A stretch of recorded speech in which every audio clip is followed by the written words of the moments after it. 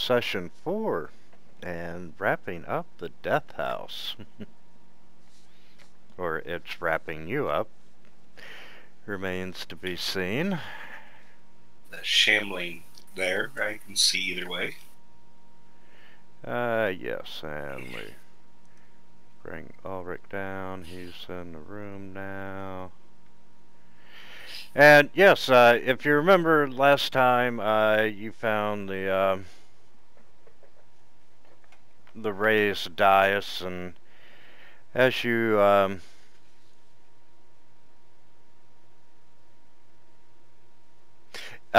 on top of the dais was this altar carved with hideous depictions of grasping ghouls, and it's stained with dried blood, and there's rusty chains with shackles hanging down from over the altar.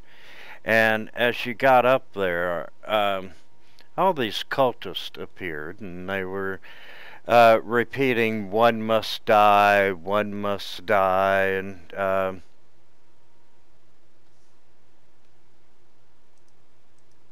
Gulliver tried offering himself. yes, go rejected once again. And then when Mathis stepped down off the dais, they screamed, and they woke up the shambling mound, saying, kill him, basically. And that's where we're at, and it's time to roll for initiative, gentlemen. Just as a heads up, it looks like we lost Varl for a minute. Rags. Just saw that.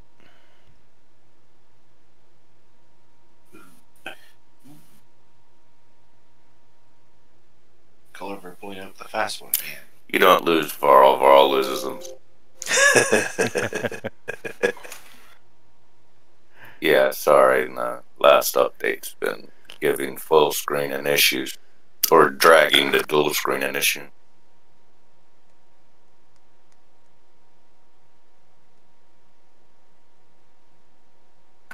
That's a good initiative, Mathis. I think pretty sure you get to go first with that one. Just need to get all my bad rolls out first. Got 3 ones I can see. Actually, the real question is, when's the shambling mound go first? He goes first. Not yet. I haven't rolled.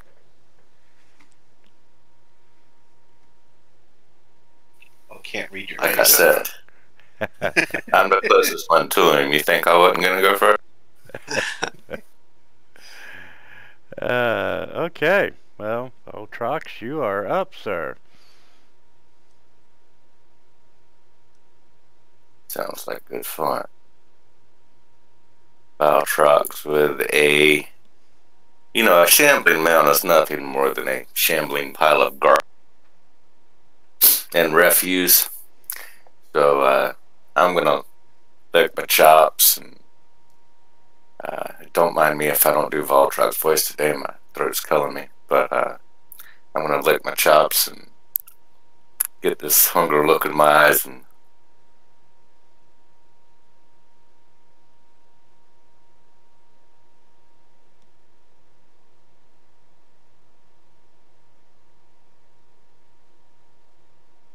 that bite did not go any way close to the way he wanted it to go.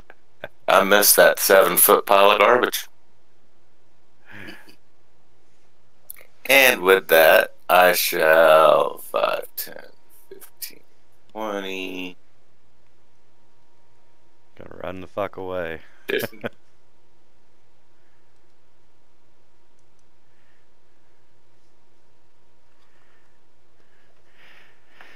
Okay, and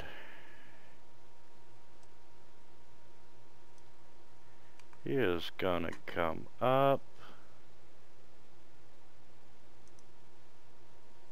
He's gonna shamble forward and try a slam attack.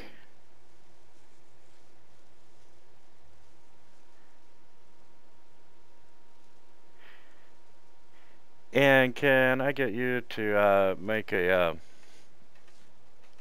escape check, please.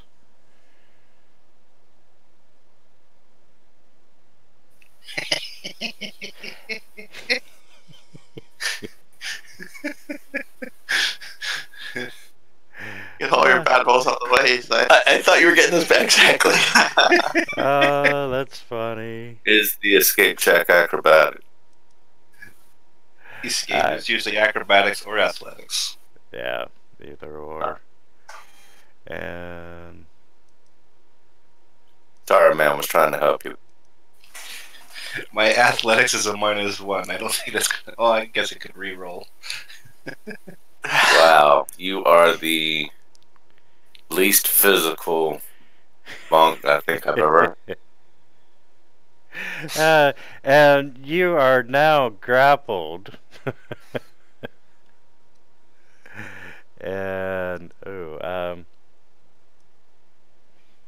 and you are a medium creature, so it's going to engulf you. Which makes Show us this shit. Show us the picture of the shambling mound again. have a second. So You're gonna see Matthias on the side of him.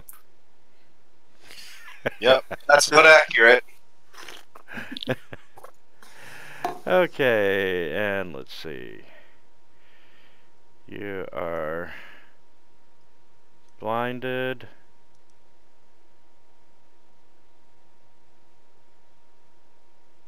Blended, grappled, slowly. Restrained. At least you're losing the grapple. And let's hit the start. Okay.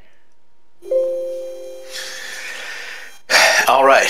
Well, I am going to start off using my bonus action to give Bardic Inspiration to Mathis so that he can help make his save next turn. Mm-hmm. So let me go ahead and drag that onto him, just as a reminder. So when you woke up this morning, did you think, hey, I want to be eaten by a pile of garbage?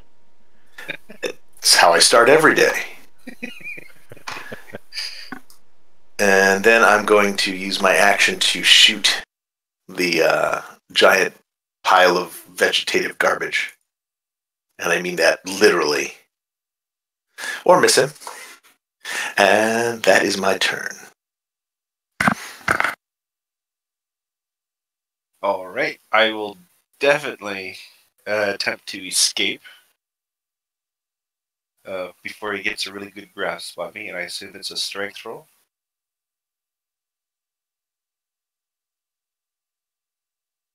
Sorry, yes. And I will most likely need to use that Bardic Inspiration. So I'll use it anyways.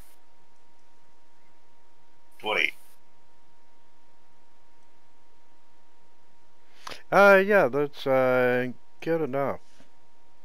Like the Kool-Aid man, you come busting out of the shambling mound screaming, "Oh yeah!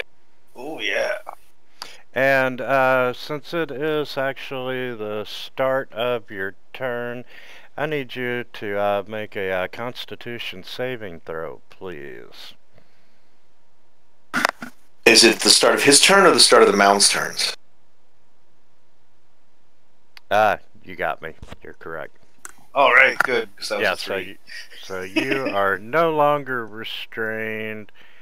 You wouldn't be blinded. Wouldn't be grappled. Your inspiration's also gone." No, that I used the Bardic Inspiration. Yeah. Yes. I'll remove it. I think I could. No, I can't remove it. I got it. And I will use my bonus turn to use Patient Defense.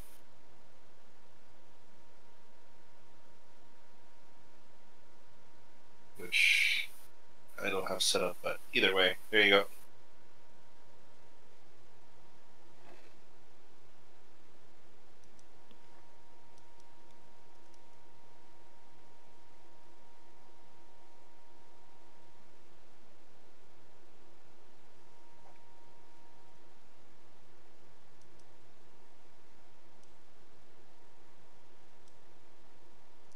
and that's it? Yep, that's it. Sorry. No problem. Okay. Shapeshift into a brown bear.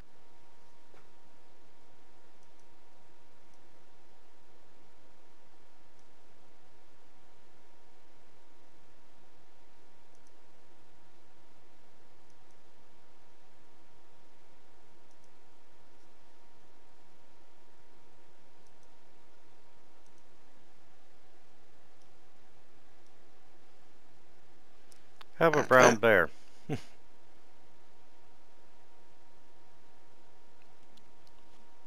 Alrighty.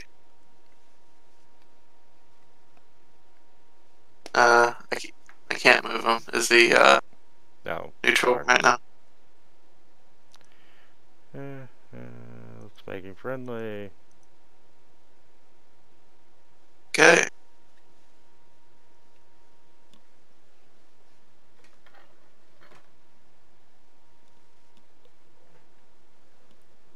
Alright, let's be right here.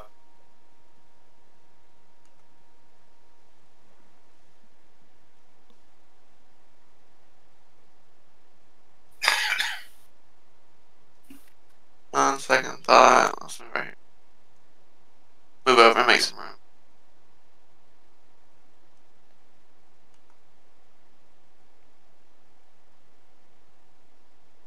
And then do a bite.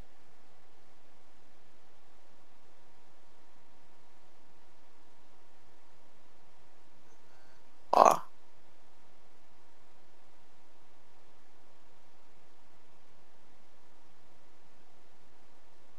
And that's my turn.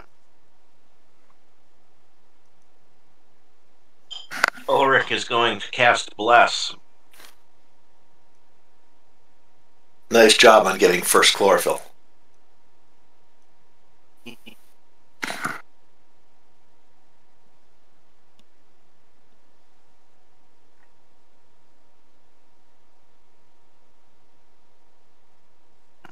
And then he's going to, you know what, cancel that move. I don't want to move.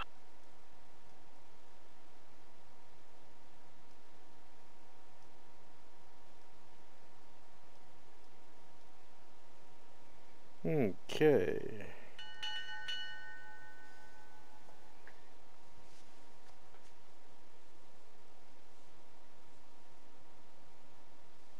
Alright.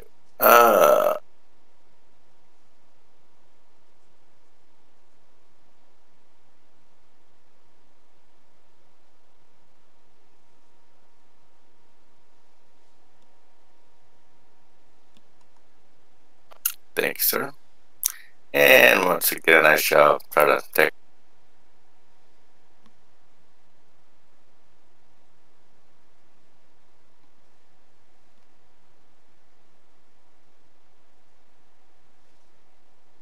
At least you hit that time. Oop, hold on. That was the wrong damage roll. Take 6 off of him. Okay. Thank you. Should have gone with the first one. And I'm running away again. Actually, I can't move that far. Let me roll that back. Move me to there. There's only a 5-foot step back. Not a problem. Okay, yeah. Going after the dire wolf. And that would be a hit. And I'm going to do my second attack at him just before I forget.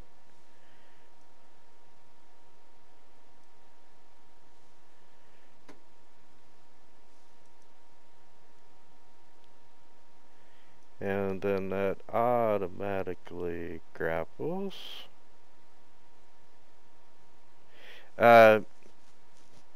You want to make an escape check?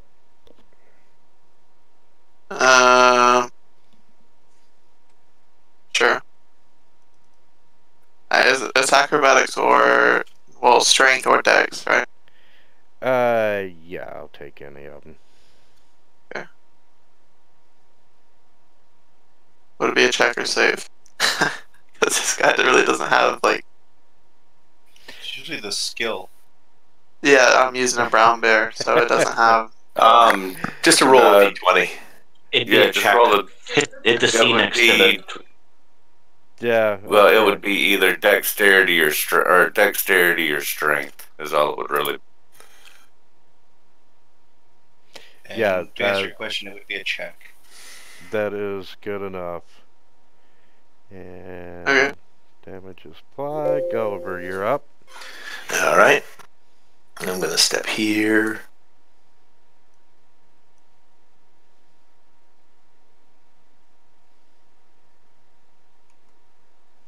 Oop. Keep going down to the stairs. Actually, I guess just down one more. South one more. So that I have advantage on my attacks. You would have to go down one more. I'm directly across from the brown bear. Alright, if I have to go down one more, then I'll just go down one more. Which is fine.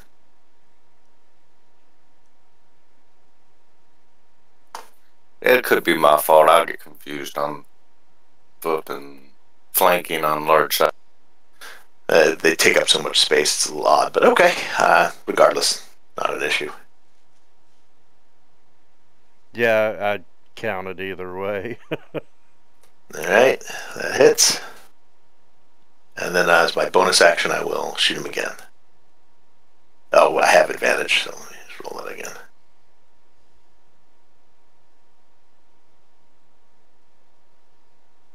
Okay, that would be my turn.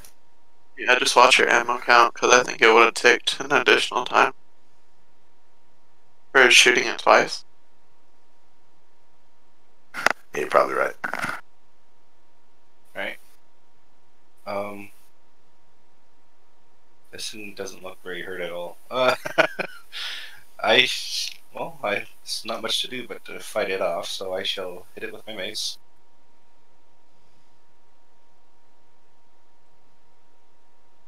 Don't forget, for next time that you can move a diagonal square to your left, diagonal down left, right above Gulliver, and you would have had.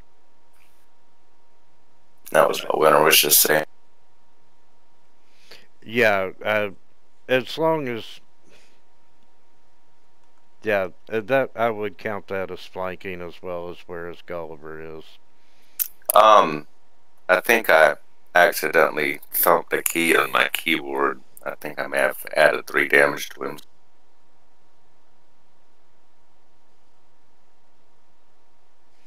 Yep.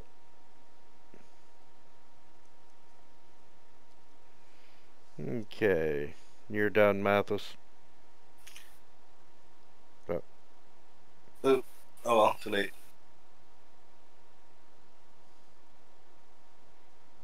There, now I'm done. Okay. Brown bear.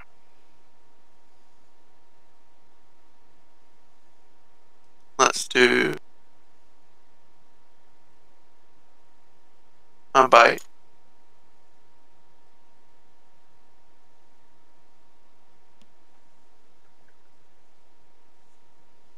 And then the claws. Even with advantage and blast. Alright, that's my turn.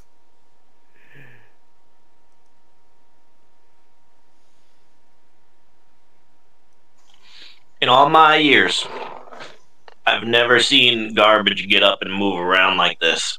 You guys are bad luck for a retired. Ha! You never live in Goblin Warren. No, thank God for that. And with that, I'm going to go ahead and cast Sacred Flame. And then I am going to read the Scroll of Spiritual Weapons. Nice. Could you just like open it up like a book and sit there and start reading on the corner? Pull out your bifocals. Yep. out comes the bifocal, or actually, it's monocle is what he's got. He's got one good eye. The other one, yes. Does it like stare off to the left by itself? You know, we never know which eye to actually look at when we're talking. No, it's not a lazy eye. It's just it's at like 2200. All right. So I need to make a wisdom, and I do not get the spell.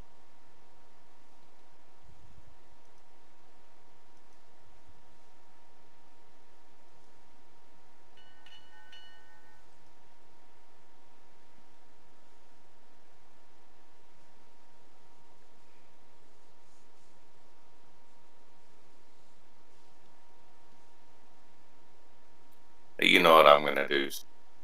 I don't really need to explain it. I come down, my teeth grow long, and I dive out.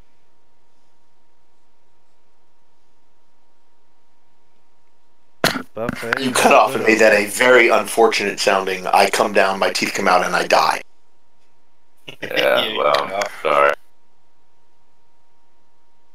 I missed again.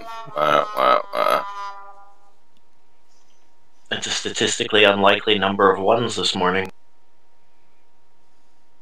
We just don't want to touch the garbage. I've seen this goblin eat worse. Maybe there's too much green and healthy food for him. Brown bear might die next turn. Oh, then new bear and brown bear need to. I might pull out a dire wolf. I don't know. I'll just say it. I don't know. I haven't decided yet. Okay, let's make another, grapple check. And that is good enough. Isn't he supposed to do a con save? I'm going to continue. No, the con saves if he's grappled and inside the. Oh, I'm going to continue to frantically fire bolts into the pile of vegetable garbage.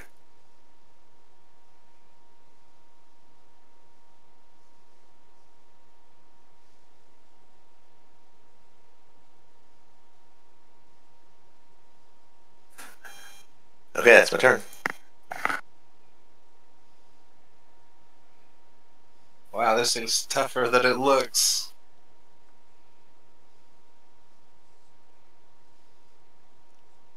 I want to use my inspiration. You don't have inspiration. Yeah, he doesn't have actual inspiration. Oh, inspiration gives you advantage, so I have advantage anyway. I still miss. But All that, right. oh, Yeah, that hit. Oh, that did hit. All right, perfect. Don't count out the blast. And Brown Bear seems to be tanking it, so I'll just go for another unarmed attack.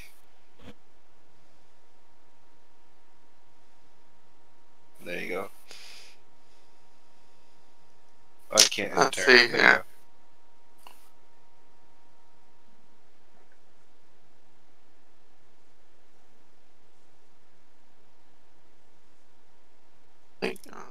that's alright.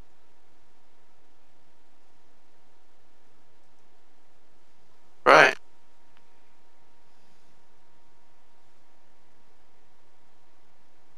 Bite.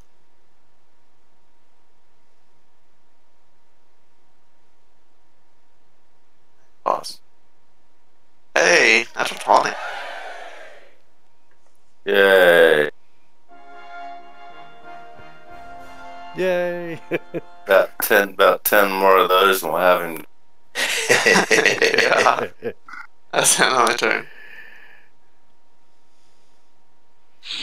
All right, so holding the blank scroll that Ulrich was unable to properly read with his,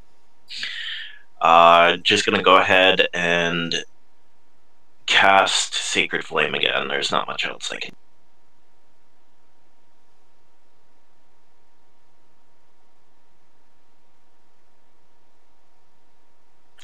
This is quite the dexterous mound of garbage.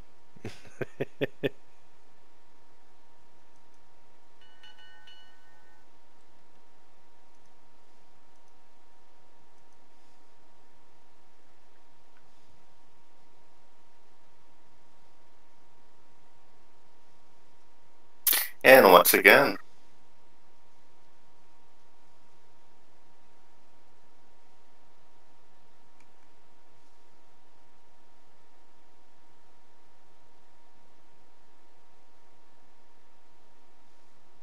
yay, I hit. Ooh.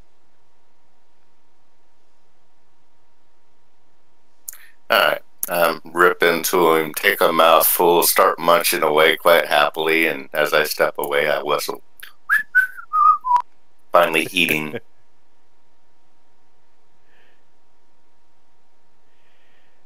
Okay, we're gonna try a slam on the brown bear.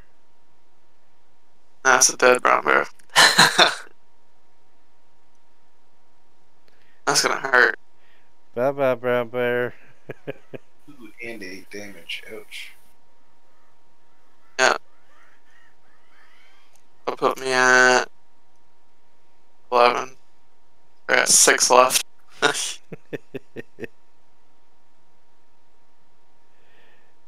And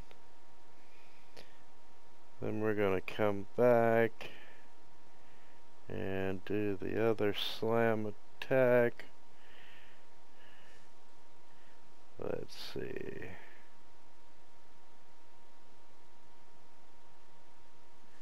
And Mathis was the last one to hit.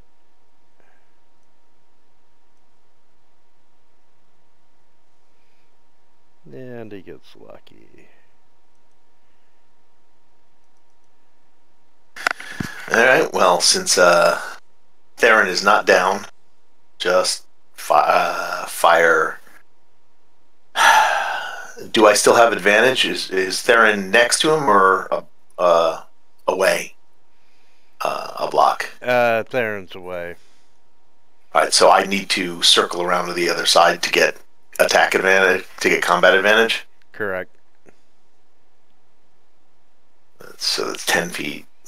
20. I can do that. Moving through Mathis is difficult, so that is 25 feet of movement to do the roundabout.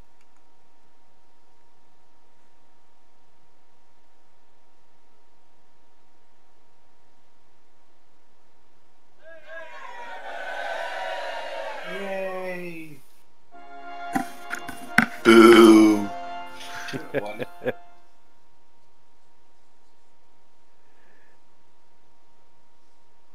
Boo! Alright. And then I'll use the rest of my movement to move down 1.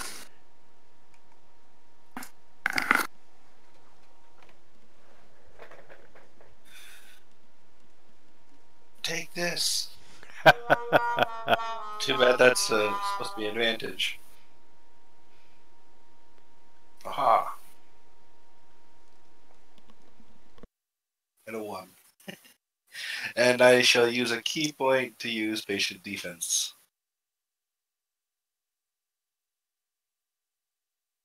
Okay.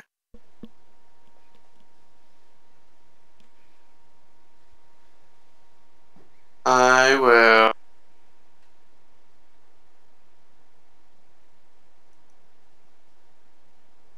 I want to move over to the left side of all talk so that I can't move my icon. Because Oh. you're not friendly. No, I mean, I'm gonna shapeshift back, but okay, yeah, you're moving there. And you're doing what now? I didn't finish my move.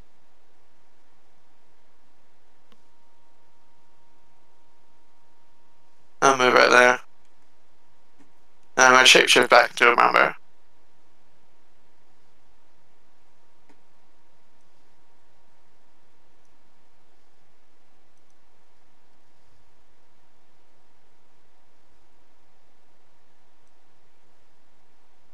I hope you never deleted that brown bear.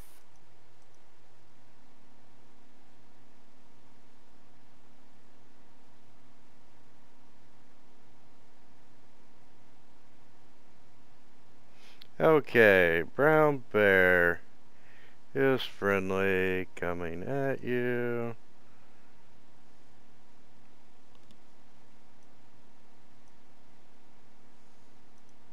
Okay. When he forms, he just kind of butt blasts me off to the side, I guess. Oh.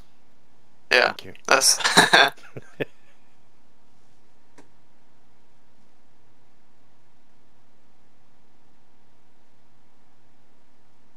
And then I will bite and claw the shambling mouth.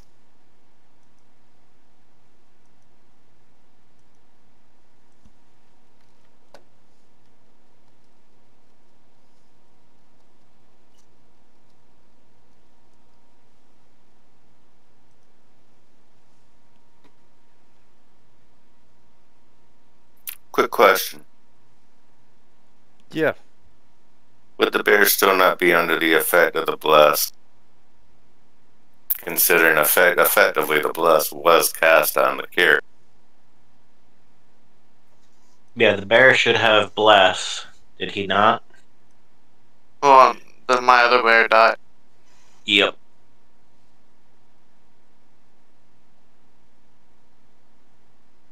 So are we saying he should or shouldn't? That's what I'm Well, asking. it's Theron. It's Theron who has the bless.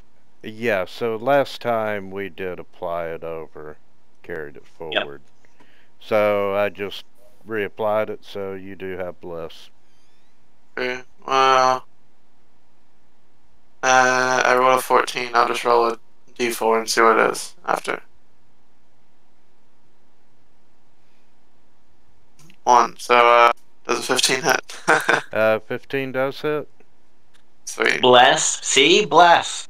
That was a bite, wasn't it? Yeah, that was a bite. Don't feel too blessful as goblin.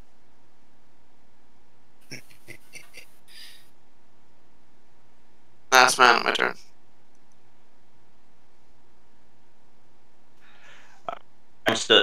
I'm still comfortable doing Sacred Flame and seeing this thing dance. Just be careful. You've got the brown bear targeted, so don't. Thanks. I know.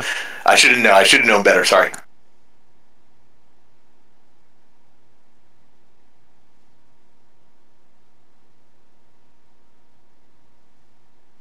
There wasn't a cheering noise for something at level 2 actually failing a Sacred Flame. And Alright, Varltop's gonna move down here. Whoa, hold on here. There we go. And he's gonna share in some of this advantage type stuff. Mm-hmm.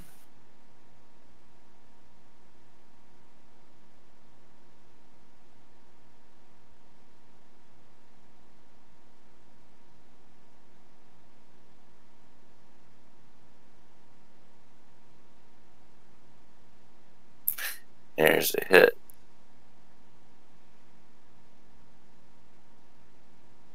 Little by little, he's taking chunks and filling those little.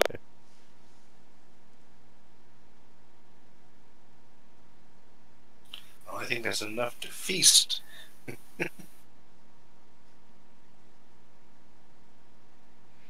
okay, and first one misses. That is a hit. Big numbers, big numbers.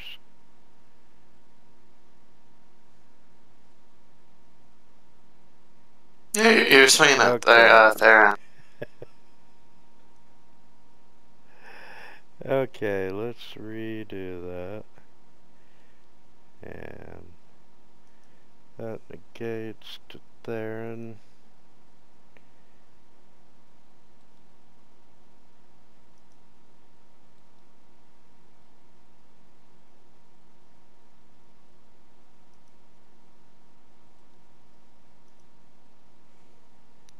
Damn it.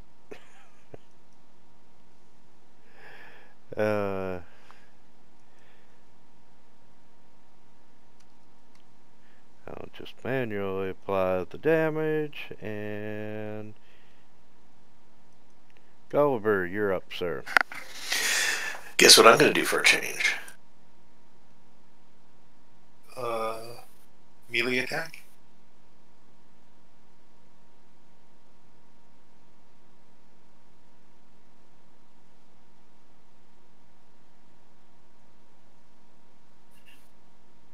Wow, I'm rolling that high damage today. Maths, finish him. Going in for the kill.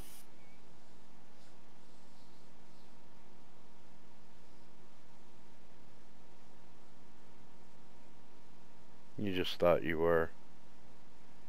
Well, I still have one more attack.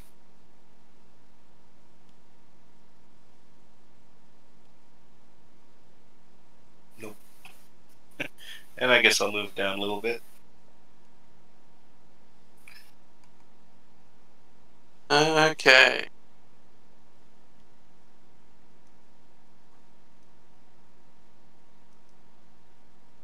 Bite and claw again.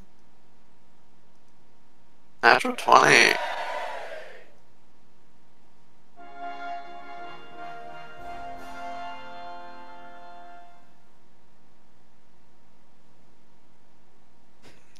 Nice. Brown bear, what did you see? And the shambling mound just falls face first in the water, and you know, it starts slowly losing cohesion, and you see little parts of it floating off. Pearl Talks, you're gonna let the brown bear eat more than you? Oh, hell no. I'm diving into it, and I'm rolling around looking like it's fun in the water, and picking some of it up and wrapping it up in my tiger skin cloak so I can eat. Gonna cut its head off and hollow it out and see if I can make like a shoulder pad up. Gulliver is going to back away disgustedly, cleaning off the muck from the bolts that he's able to recover, and back away into the corner, trying to wipe the bits of garbage and vegetation off of his duster. And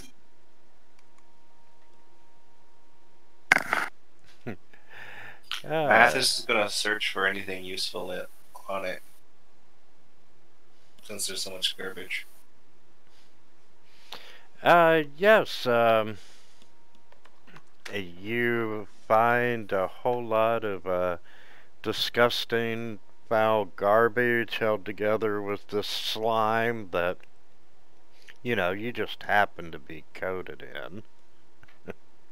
Well, I was inside it at one point. But as you defeat the shambling mound, you know, all the cultists have disappeared, all the chanting has stopped, and other than the noise that you're making, and you know, Valtrox diving under and coming up and greedily munching on garbage, that's all you hear.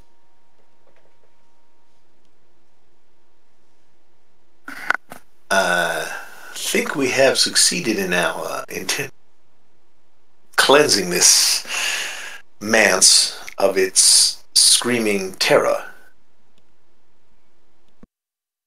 Minus the brooms, of course. Oh, yes. We'll make sure we break every broom on the way out. I intend to not be ambushed with one of those again. I assure you I'll be most comprehensive in my destruction of brooms. Alright. Gulliver's gonna walk disgustingly, trying to avoid the slime and such, and check out this mound of whatever it is for valuables. You can help Mathis, but you're all just finding garbage and junk and slime and... Some all-powerful being to be worshipped. Cultists. Shall we vacate this haunted manse? Yeah, we might as well tell the twins that there's no more monsters. If they're still around. Okay. You all work your way back up into... It was a secret door to level up, was there not?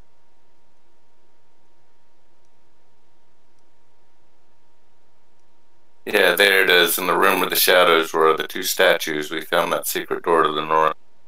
It would have been right here. Yeah. See it. That would be shorter than going all the way up the spiral stairs. Yes, it would.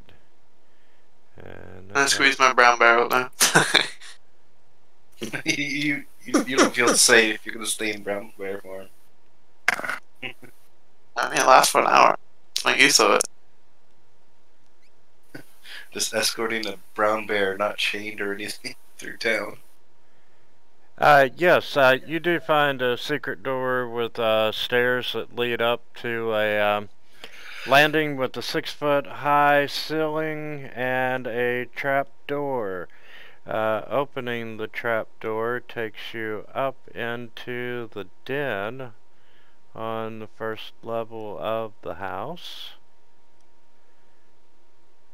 And I can turn the brown bear off. There, and comes back.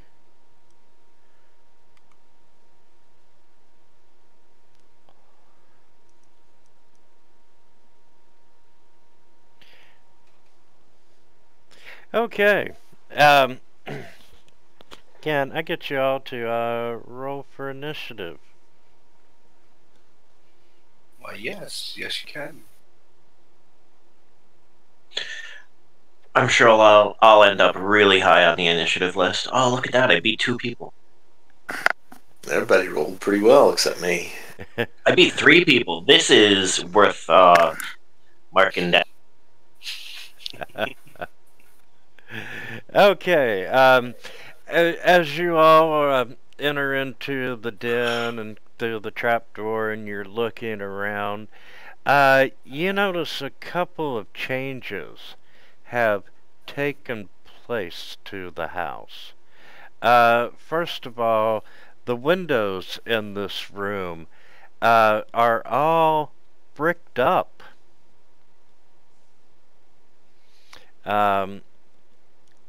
And where the fireplace is, it starts pouring out this black smoke, and it starts heavily obscuring the room.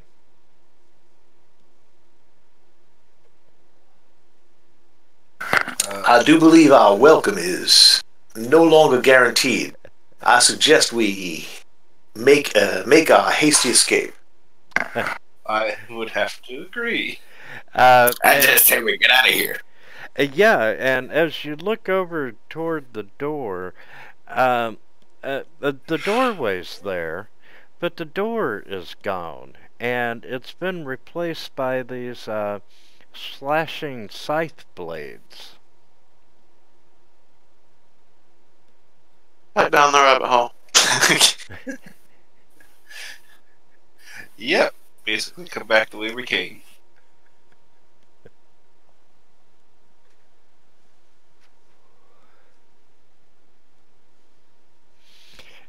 So anyway, we're gonna, I guess, walk through initiative order. So, are you going back down, or?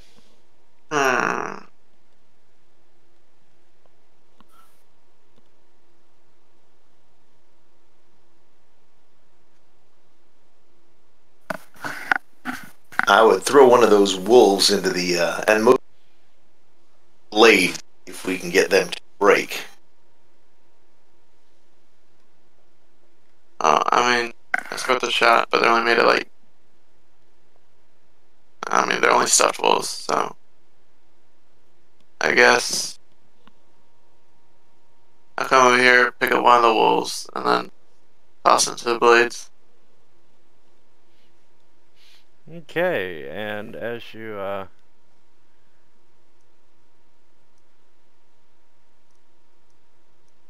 Test the sharpness of those blades. yeah, as you throw it, you know, the blades just cut the wolf a couple of times, and you can see that they're very effective. Um,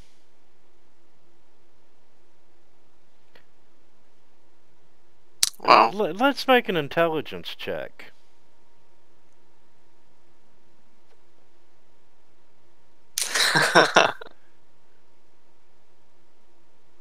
That's not too bad.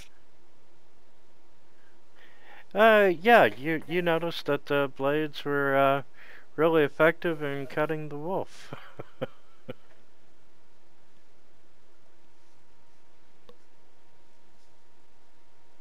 Okay.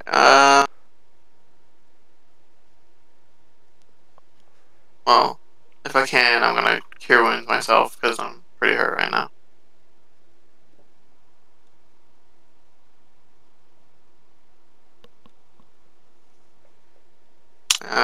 I'm not friendly, so I'll do it at a later time. Oh, sorry.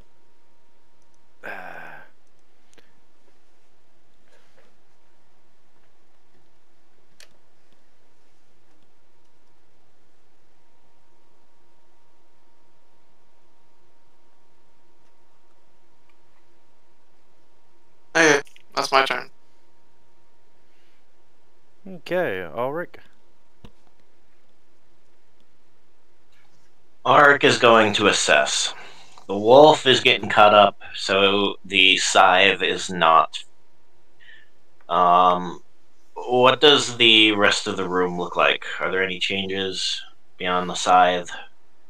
No, but it is becoming increasingly difficult to see due to the black smoke, which, you know, you think's probably gonna turn toxic here in a minute.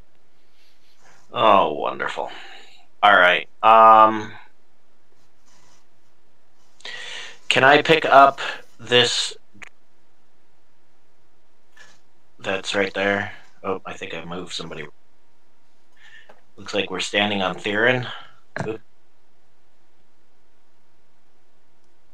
Yeah. Can I move the dresser? That's where I'm moving to, and see if something sturdier can block that scythe. Push it into the doorway. Yeah, won't you, make a strength check, please? Is athletics okay, or just straight up strength? Yeah, athletics is fine. Yeah, that's good enough. You do manage to, block the blades to that room. Alright, and then, so that's 5, 10, 15. If I still have movement, I'd like to step through the...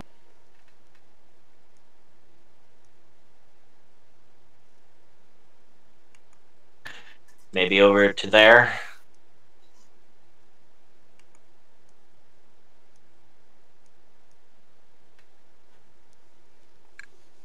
Yes, you manage to slide across the top of the dresser, and you are,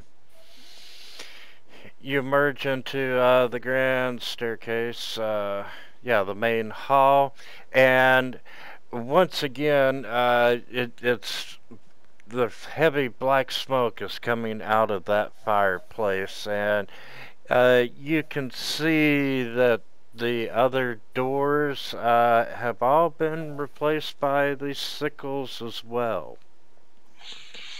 Ah, crap. Alright, I think that's my turn. Mathis is going to nimbly pick up one of the wolves and then try and plug the fireplace.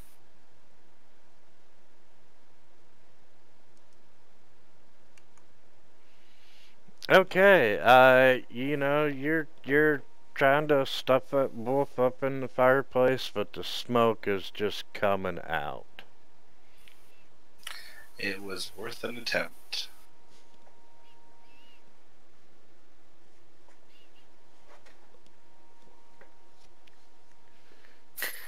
I'm gonna start feeling around on my belt until I find the potion I want, and I'm gonna quaff it. Quaff it, whatever.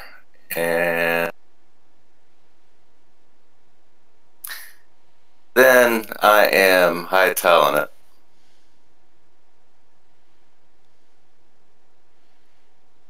Okay, and in true goblin fashion, you hop up on the dresser and do a nice little cool move. I'm going through that second door. Okay, and on that second door, I need you to,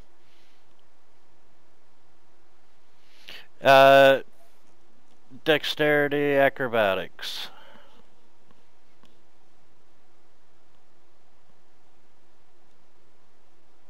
Wah, wah. And you do manage to get hit by a blade. Oh, really good, and you take 16 points of damage. What type of damage? That is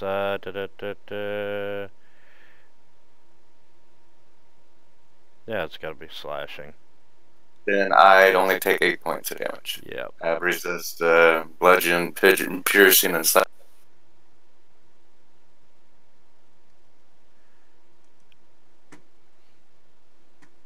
All right, but you do Take some smack.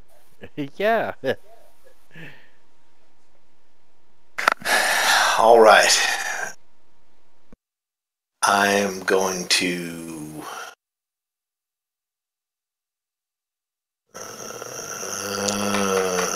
temptation is to try and run and jump off a balcony, but I guess the nearest balcony is third floor. It's not bricked over. If it's not bricked over. All right. There's multiple doors with slits in them. It will never make it through them.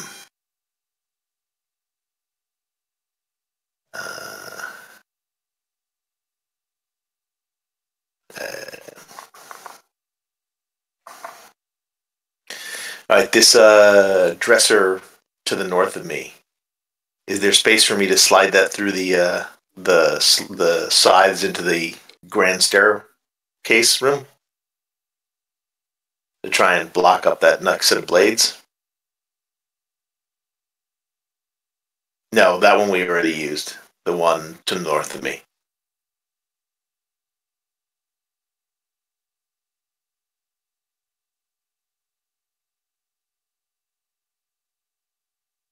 Sorry, I'm muted. You can exit this room without any hassle. I know that, but can I pass through? You see north of me there on the wall, the north between the two walls. There, it looks like there's another end table or dresser or something. Yeah. Is there sufficient space between the blades for me to pass that through so that we can try and block up at least one more set of the blades? No, there's not.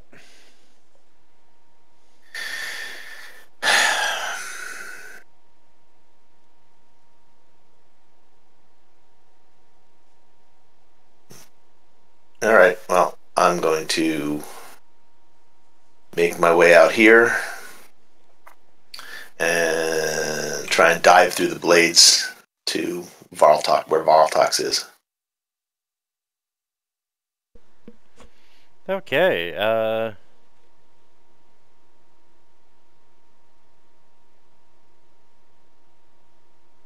let's make a dex saving throw, please.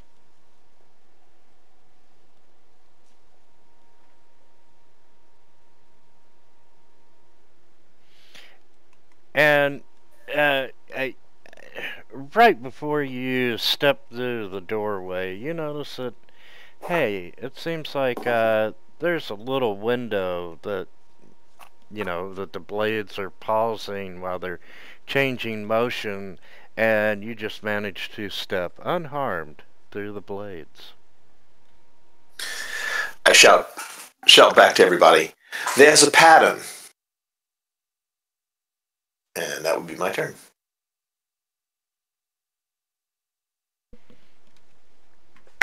All right, Theron,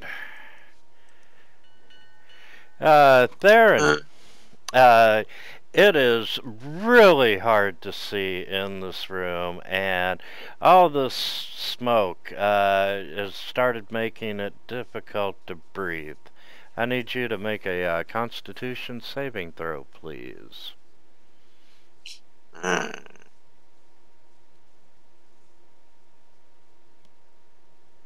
Night. And you know, it's really hard to breathe, but you did manage to get a breath of fresh air. Okay. Well, I'm getting out of this room. So, I'm right out here.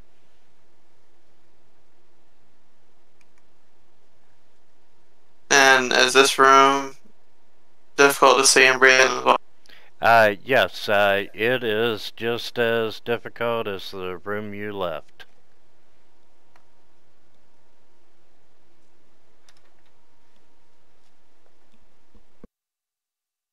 Okay. I'm going to cast guidance on myself.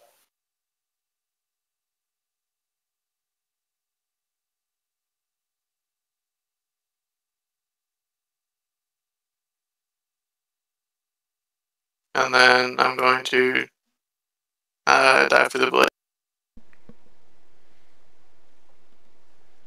Alright, let's make that dexterity, acrobatics.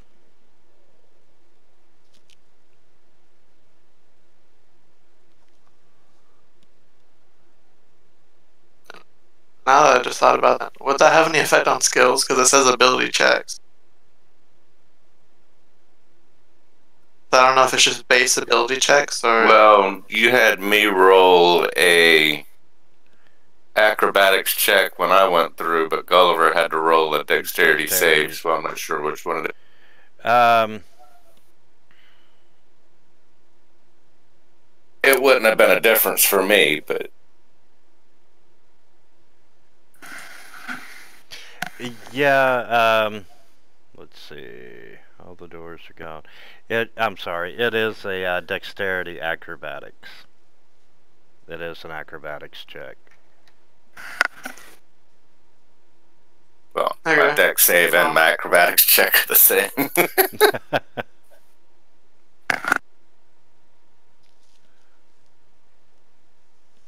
And you managed to figure out the timing and go through the door.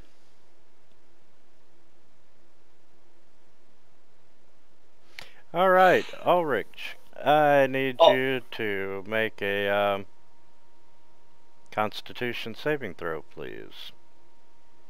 Sure, 7. Haha, that sucks.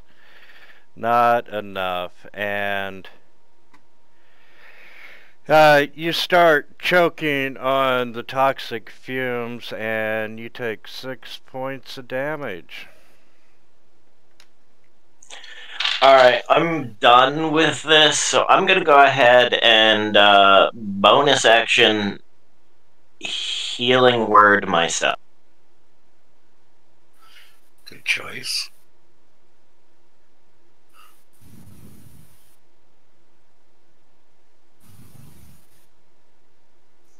And then I am going to action guidance myself, which drops bless on it.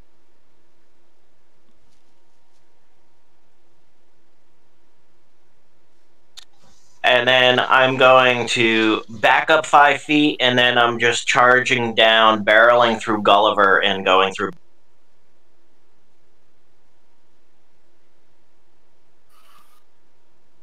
Okay. And if you'd make an acrobatics.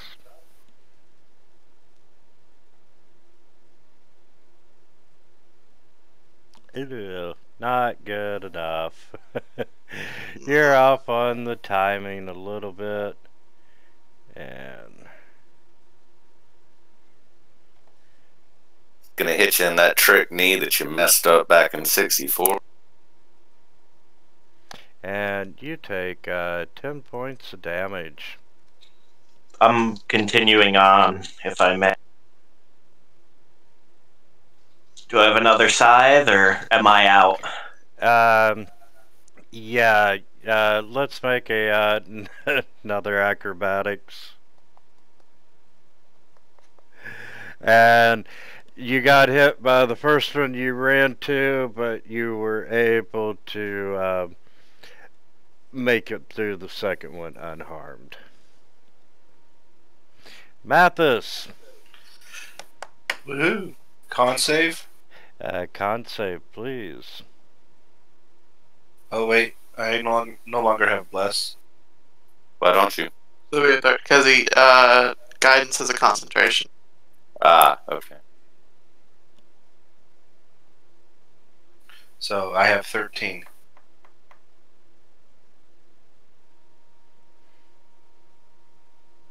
I've Yeah, cleared one. yeah, 13 is good enough. Alright, well, I don't like choking, so I am just going to dash.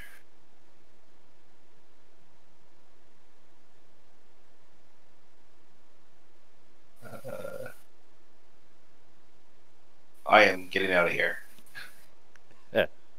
Okay, 2 acrobatics, please.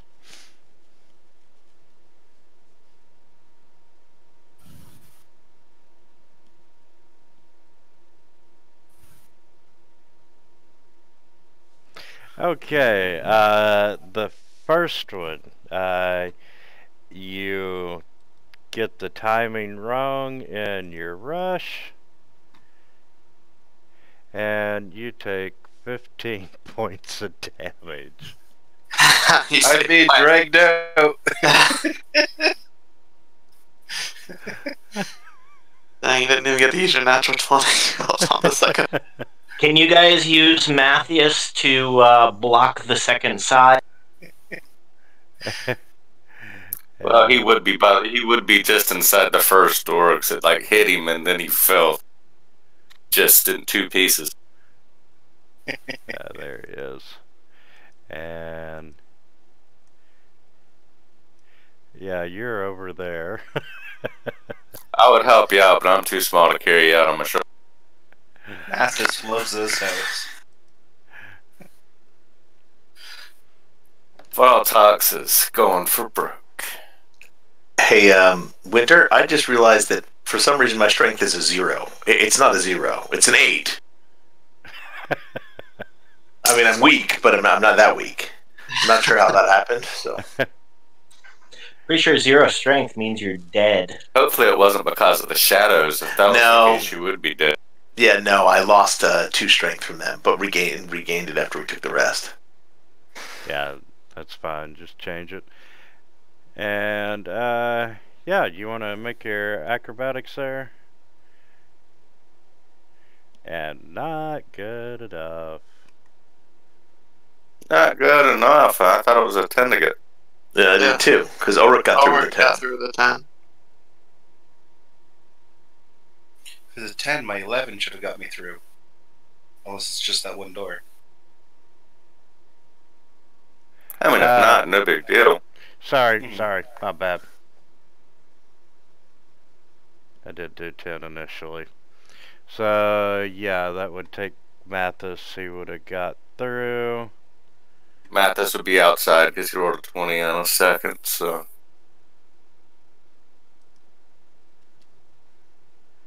So he's back to 6 hit points. And down there somewhere. You gotta watch out with us, man. We're sharp. We'll keep you on your toes. Alright, I'm gonna... Were you done, Voltrox? Yeah, I'm done, man. It's all good. I'm gonna head out into the street. Acrobatics? Yes.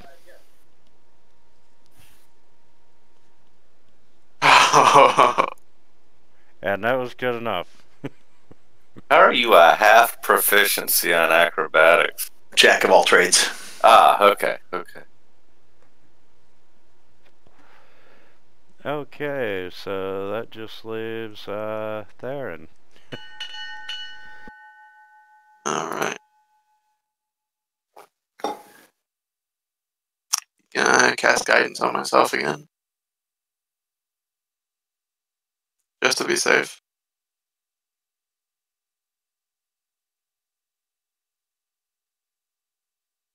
And I'll run out the doors.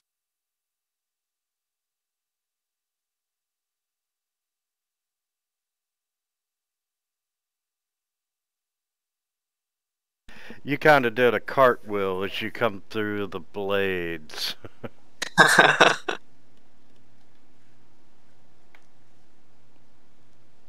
Alright, and you all do manage to escape the death house. Yay, and nobody died, though Mathis did sleep through a lot. Yes. I got very acquainted with the floor. Yes, you did. Especially And- when you left me in a corner.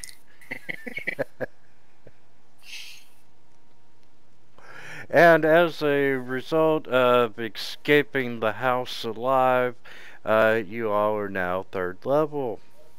Woo! Yeah. Yes. Remind me, hit points are your choice of average or roll? I think we do average. Okay. Yeah.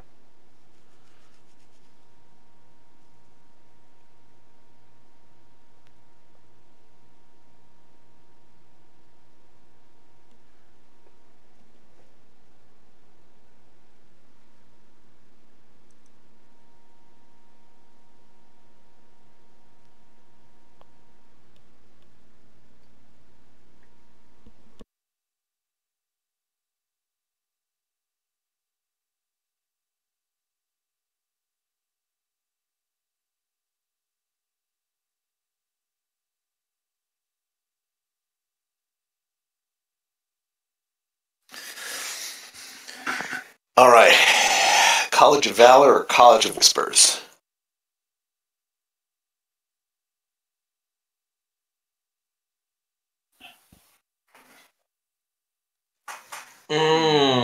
It's you seem to like being melee. Sounds like Valor would be good.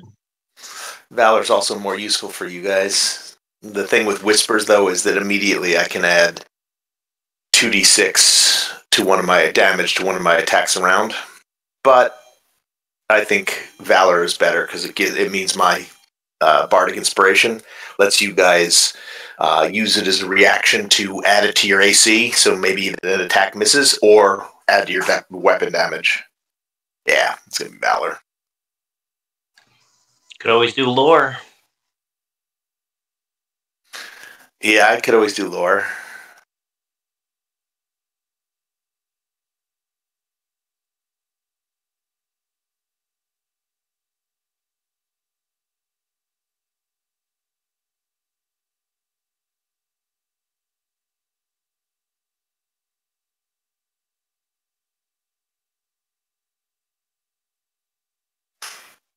Nah, Valor. For some reason, I don't have all the modules loaded.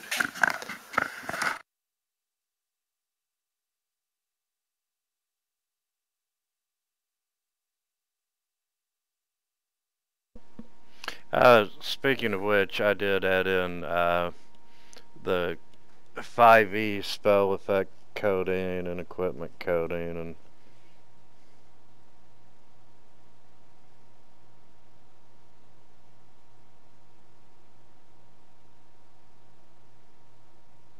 I was wondering why it automatically gave me Way of the Open Hand. It's like, wasn't I supposed to choose?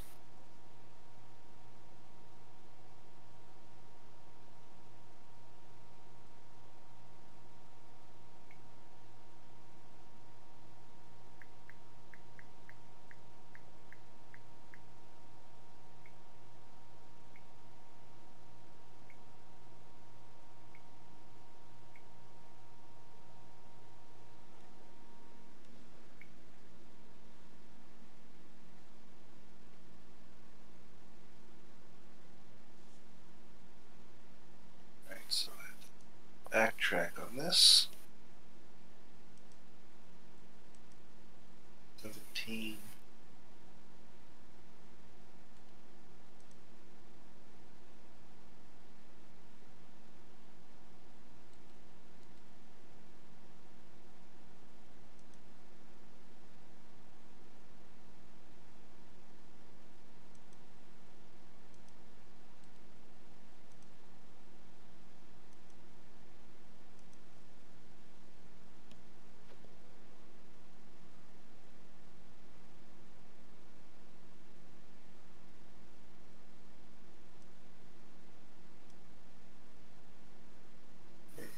Try this again.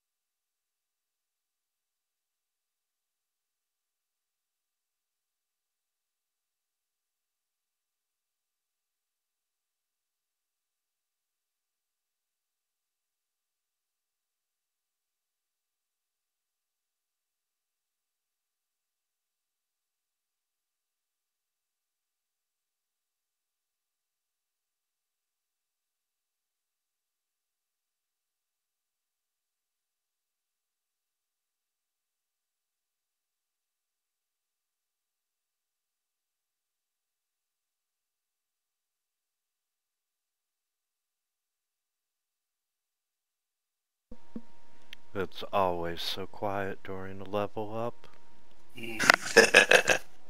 Like I'm all set. Singing.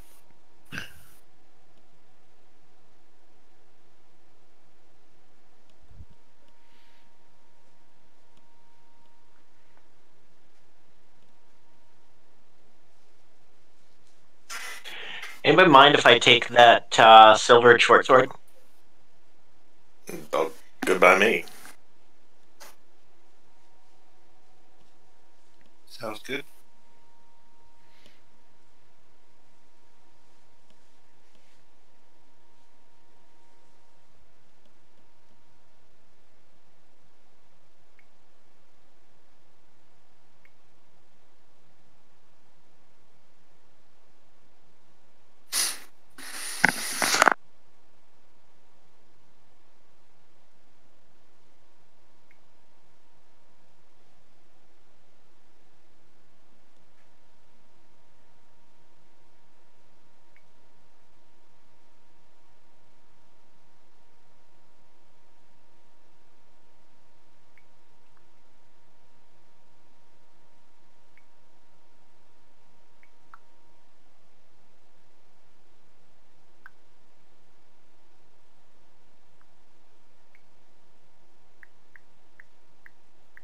Oh, nice. We own a windmill.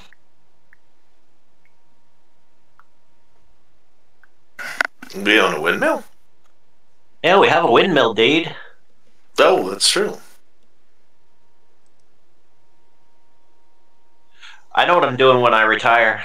I'm gonna run a windmill.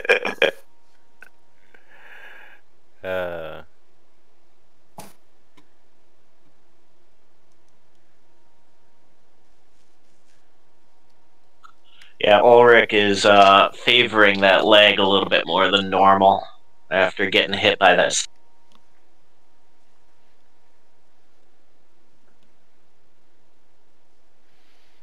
Okay, I think I am just about done just checking. Somebody completely disagrees with that statement, GM. No, I am not.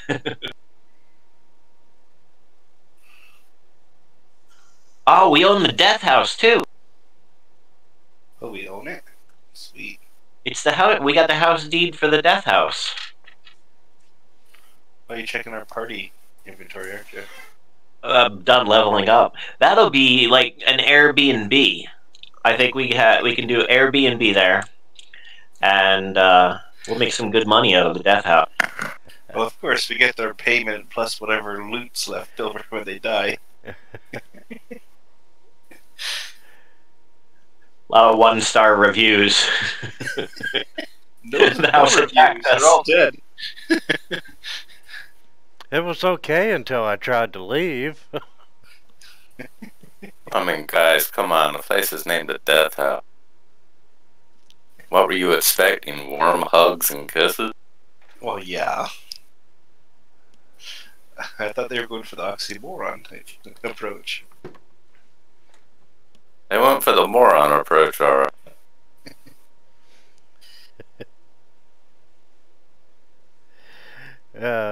And since this is truly the start of Curse of Strahd, I'm going to go ahead and give you all an overnight rest so you can start fresh and at full HP and whatnot. Nice. Should have done that before you all started leveling up. My apologies. It's gonna rain soon. I can feel it in the.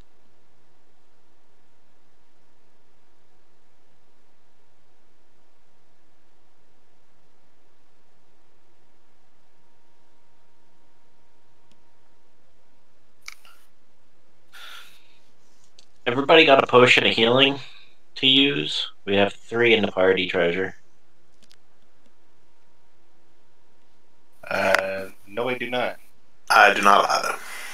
I think anybody who doesn't should take one. And then cleric would be the last one to take one, because I can get people up with spells. But if you have a potion healing, I'd like you to be able to get me. Well, I have healing as well.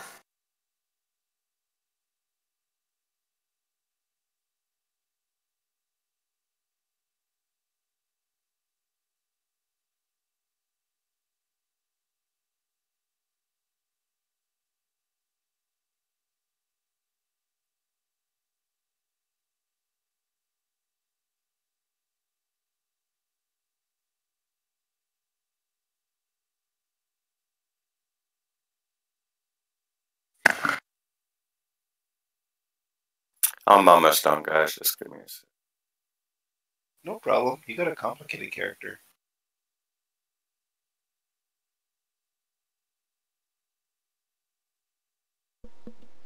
Still Okay, quicker than Pathfinder. Oh, be here for an hour and a half. Okay, yeah.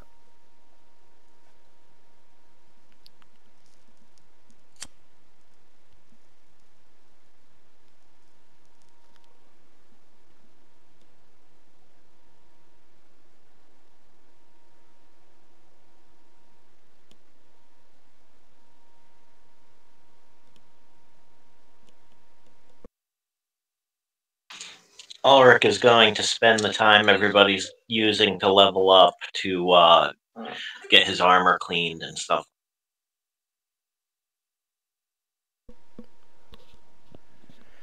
Okay, and while you're all standing out and doing that, Gulliver, you just take a look back at the house, and in one of the windows,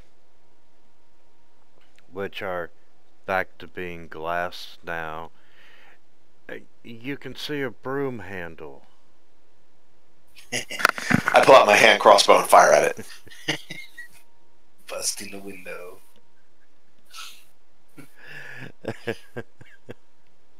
Whoa, Yeah. no, And then I what go the hell? hide behind Varltox. And the bolt goes through and breaks the window, and you can see it sticking out of the broom handle. An excellent shot. And the broom handle is just shaking back and forth. Come and get it. And I make a suggestive gesture in the general direction of the broom.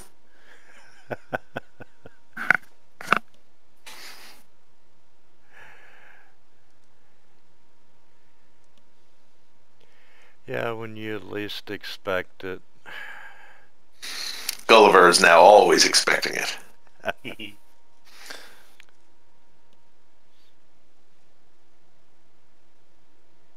think Mathis is a little nervous taking quests from little children from now.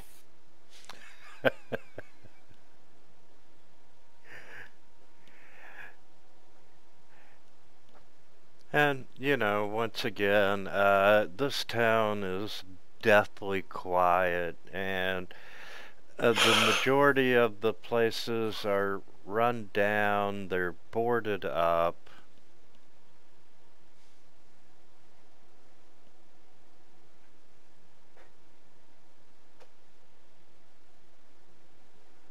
And it is,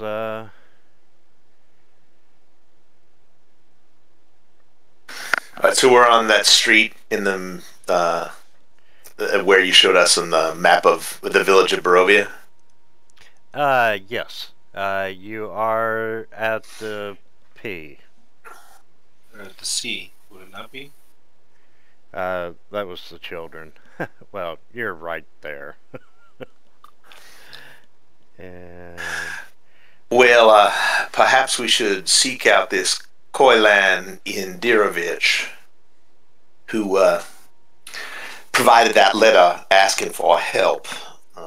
And I would note, I expect that we are all in agreement that our assistance to seemingly innocent children should be only undertaken with substantial reconsideration in the future.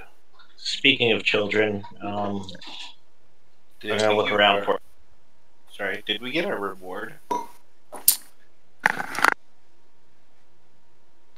Or were We got out with our lives. I believe that is our. yes, that was your reward, and out of game for a minute, you could have at least put the children to rest by burying them in their grave. Well, that was left up to the cleric. Yeah, the cleric was terrified, so we just kept on moving. I wasn't terrified. Somebody else was the terrified one, the monk, right? Oh no, that was Theron.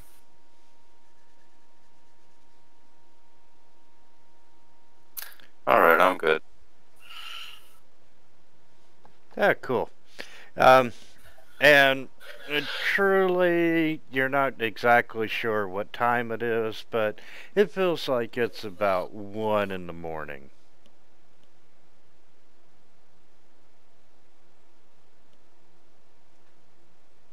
Mathis is gonna just keep an eye out for stuff and just follow the group. He's tired of leading the group. Perhaps we should find a residence or an inn that has some actual living individuals in it who might point us in the right direction. I expect extending down this side alley is less than a profitable venture. Perhaps we should head back to the main strip. I would suspect an inn might be on that thoroughfare. So, anybody know where are? Where our... We? Us? Me? Me no know this town. No, I am unfamiliar with this town myself. Me want know where are. Well, an inn would most likely know where they're located, so let's put it that way.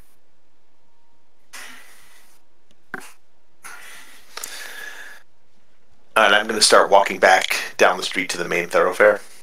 Me hungry.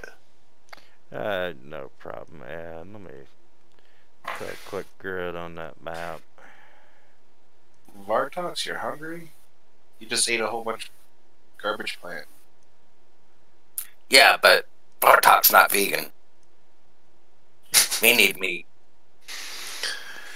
Oh, so it's food's food, eh? Yeah, can I have other leg?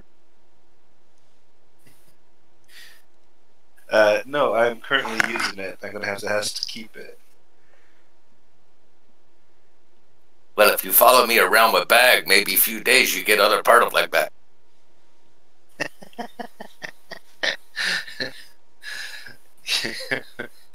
And just laughs to himself.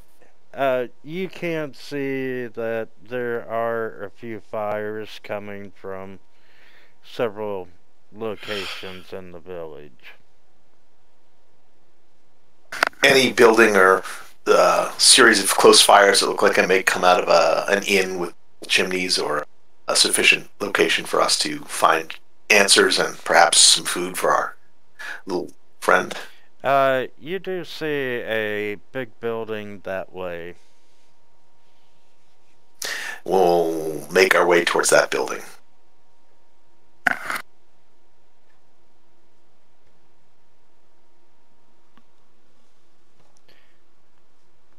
Yeah, we can't move our guys, so. Oh, shit.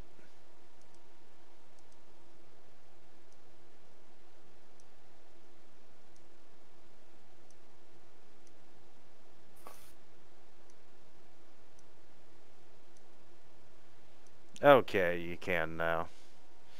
Go over as you're going down the walkway, say, before you come into the intersection.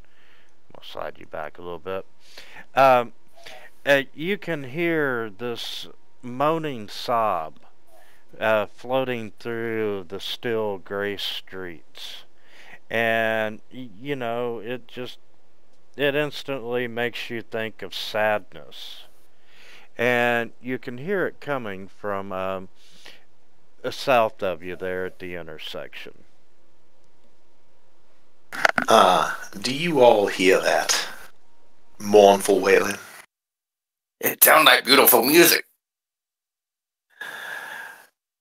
Well, what does everyone wish to do? Orient ourselves in what appears to be an inn, or investigate that piteous wailing, joyous music? I want to find food. Perhaps whoever is serenading the evening will be around when we finish with our orientation. And I will head up to what looks like the inn. Maybe she had food too. Okay.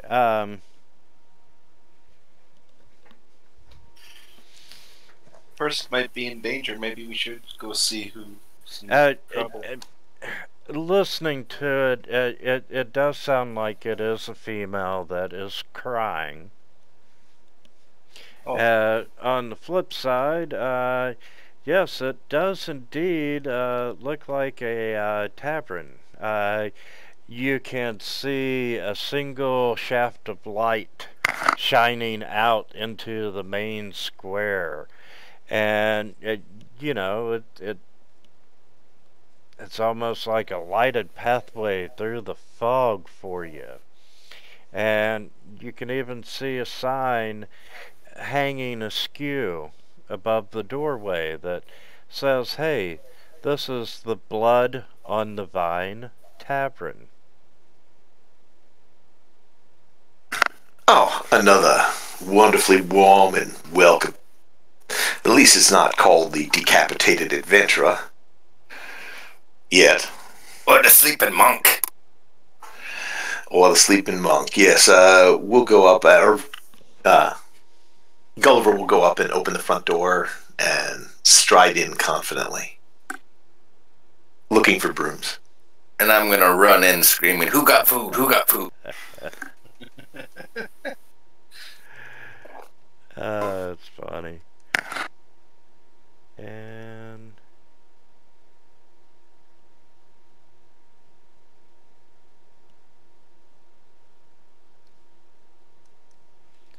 we're gonna go back and use the feral dog map.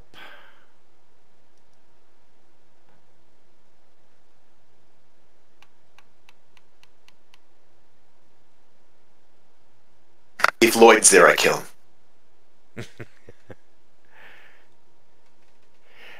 No, it's a completely different building on the outside. Similar floor plan on the inside. If it ever shares again.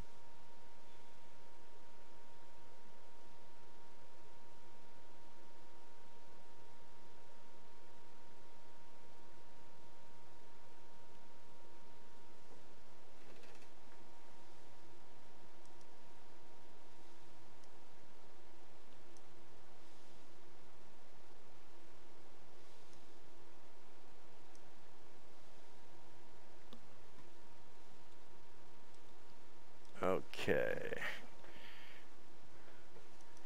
Populate combat tracker.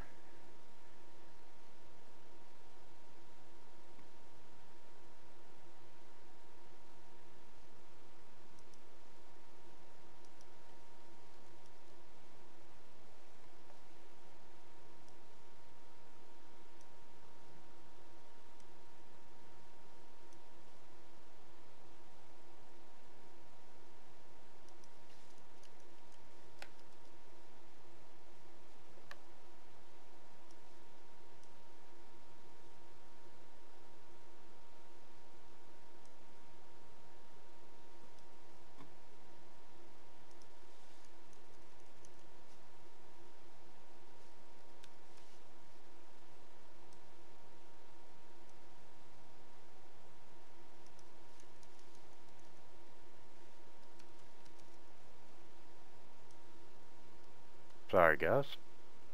And Yeah, whatever. I'm sitting here just trying to feel better.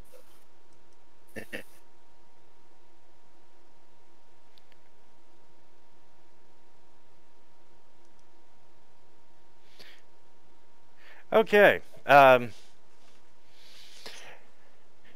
Yeah, you walk in and, this was a once fine tavern, but, it's grown shoddy over the years. There's a blazing hearth in the fireplace. And it's providing some warmth to the few huddled souls inside. And, you can see a barkeep. There's,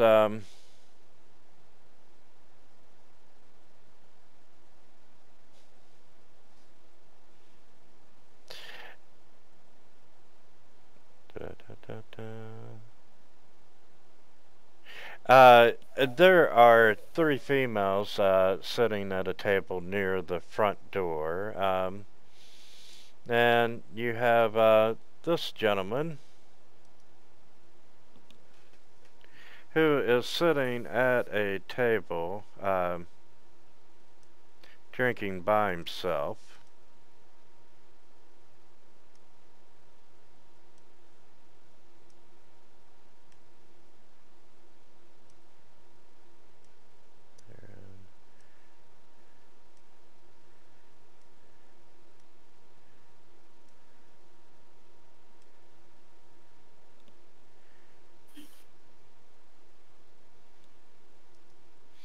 And, you know, as you walk in, the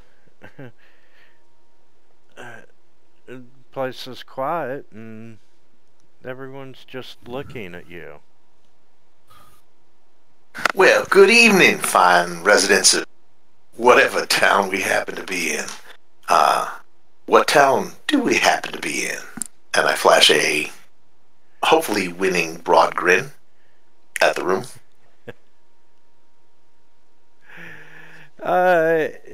Yeah, the barkeep looks at you a little funny, you know, he's looking you up and down, and definitely at Valtrox says, you know, just come over to the bar. It's not every day you see a goblin dressed as he is. And it's a little taken back, and, you know, the guy at the table says, you're in Barovia. Barovia. Well, that is most propitious. We are... Sorry, Maltox, go. I was going to say, out of character, it wouldn't necessarily be the fact of a goblin dressed the way I'm dressed. It would actually be more along the lines of a goblin period. Goblin period. We received a letter from a gentleman calling himself Koilan Indirovich, seeking the assistance of brave and powerful adventurers, a description that my comrades and myself happen to fit most admirably. Would you be able to point us to this gentleman? And while he's discussing this, I'm demanding food and muddy water to wash it down with. And you know, the barkeep's like, you know, he's just in shock. and he looks over at Mathis, and, you know, he's kind of got this, what the fuck? Why is this goblin in my bar? Oh, don't worry, he's friendly. He only bites occasionally. When me hungry. Oh, by the way, me hungry. And Mathis will order a cup of tea.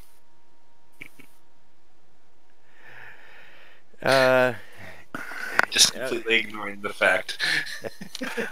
Bartender, do you happen to have some whiskey back there? I'm afraid my friends and I have had quite an evening, and I could certainly use a drink.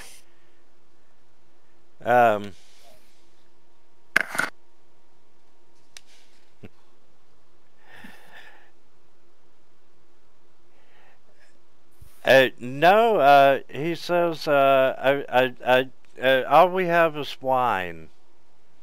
We're kind of in between shipments right now. Very well, I'll take 4 bottles of wine. Okay, and you know, he looks at Mathis, you know, just calmly ignoring Valtrox, and you know, eventually he looks over and is like, okay, what do you want to eat? I have stew. Let me get 2 bowls stew for me and myself. Bartender, you do mean that it's a bowl of a delicious savory beef, not an individual named Stewart, correct? I mean, I don't think my companion would particularly care, but I believe the rest of us would. It's an important distinction. He just kind of glares at you. And, you know, the blonde-haired gentleman, he's like, come, sit and join me. And, I'm Ismark. And, you're seeking the Burgomaster. Yes, I can give you, details. Well, outstanding. My name is Gulliver Tifton Bradshaw Sutter. I am pleased to make your acquaintance. Does it always tinkle like that when you introduce yourself?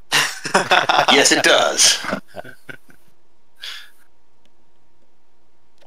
And he's like, you know, here, let me pay for your wine.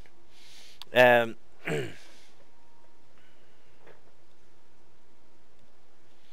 Let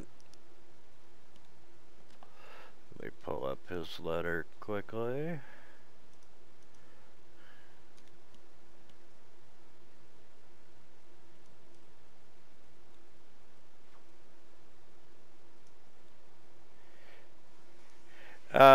Hey, what business do you have with the burgomaster?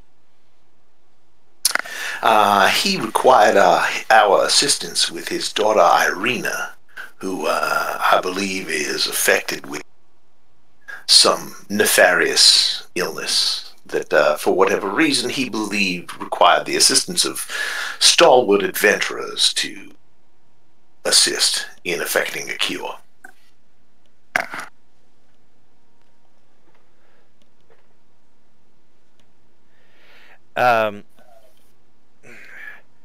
It's funny that fate should bring you here. Irina is my adopted sister. Adopted sister? Then you are the son of the Burgomaster? I am indeed. Well, then it is very propitious that we happen at this establishment. And in the meantime, the bartender brings out, the stew and the tea and a couple bottles of wine. So, you said that Irina is the adopted daughter of the Burgomaster. What happened to her family?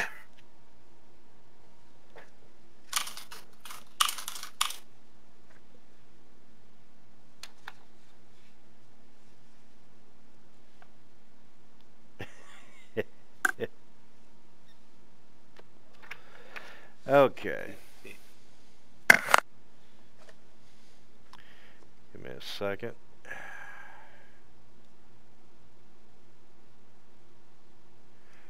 No, he doesn't have any rat.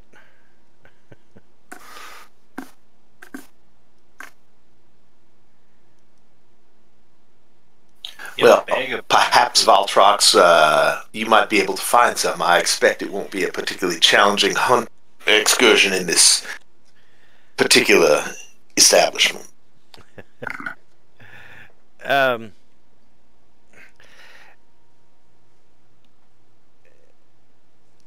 come back and answer your question about what happened to her family here in a minute.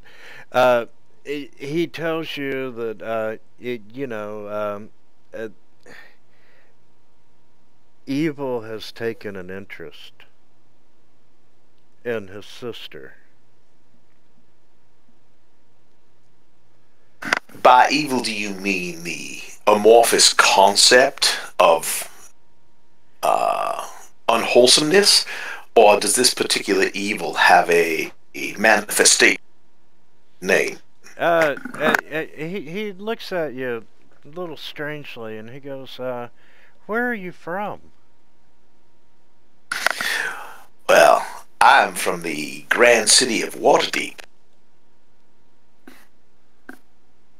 which I have absolutely no idea is which direction from Barovia.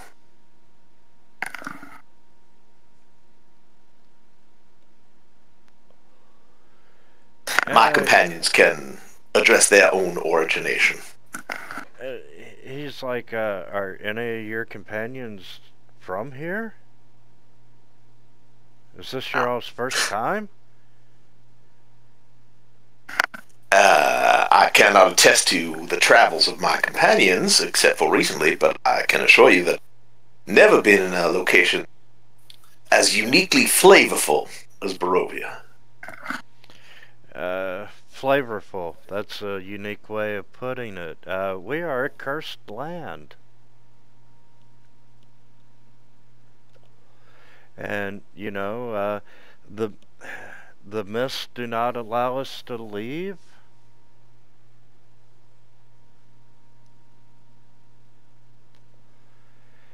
And The mists, it's funny you should mention those.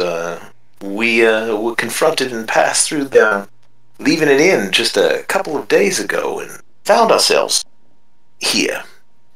Are these magical mists then? Um,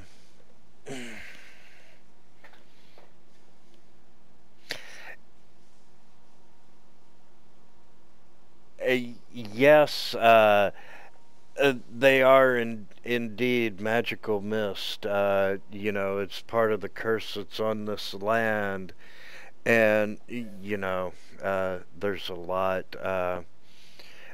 I don't want to say too much out loud in a public place. You said you got a letter from my father? I take out the letter and I show it to him. Okay. Yeah, he's looking at the letter and he's like, this is not my father's handwriting. Well, color me surprised. It appears, gentlemen, we have been bamboozled. However, the need seems genuine.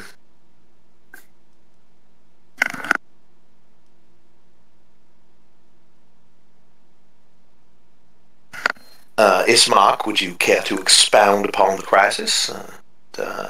Perhaps you have some speculation as to who might have requested our presence, pretending to be your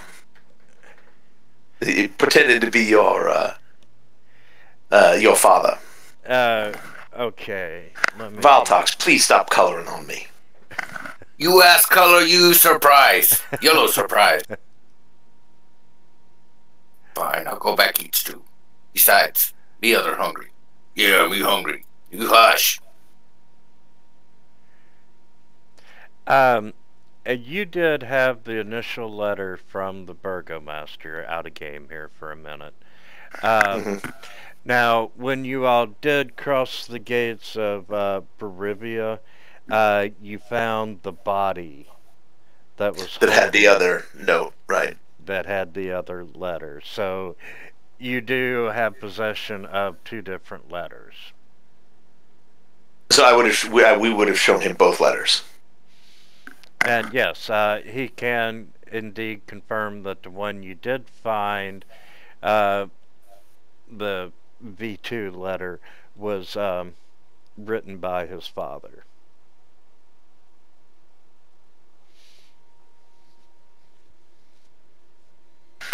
Well, at least the need was genuine. Does anyone have any questions for our new drinking companion here? Is there a way to get back to Waterdeep from here?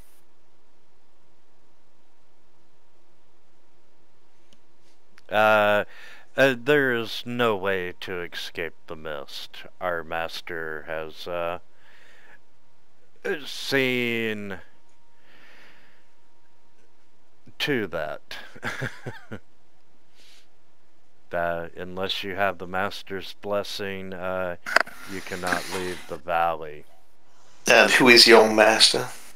And you notice he kind of looks over at the three women at the table when he says that, and quickly glances back, and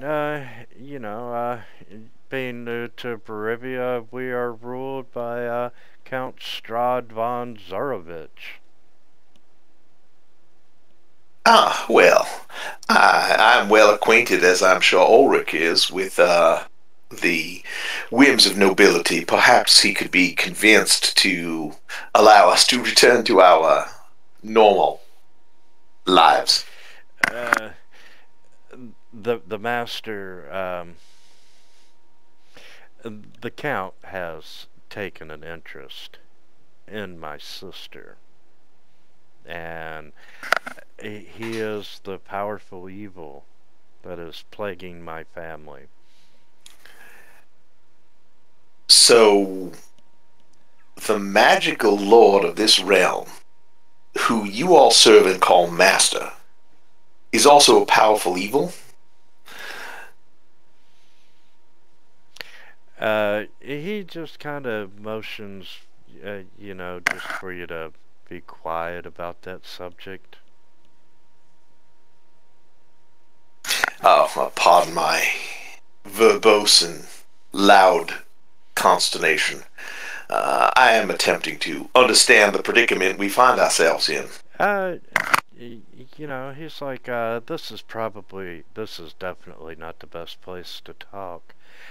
You know, you all are here on behalf of my father or someone who wants you here because of my father. So, you know, I'm really concerned about my sister, and I want to get her to safety. Would you all help me to do that? Certainly. Well, it seems if her safety also provides us a way out of this locale, I expect that we would be amenable to such an arrangement.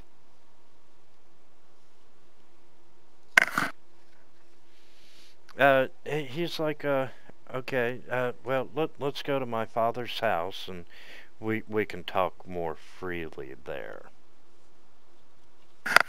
Very well.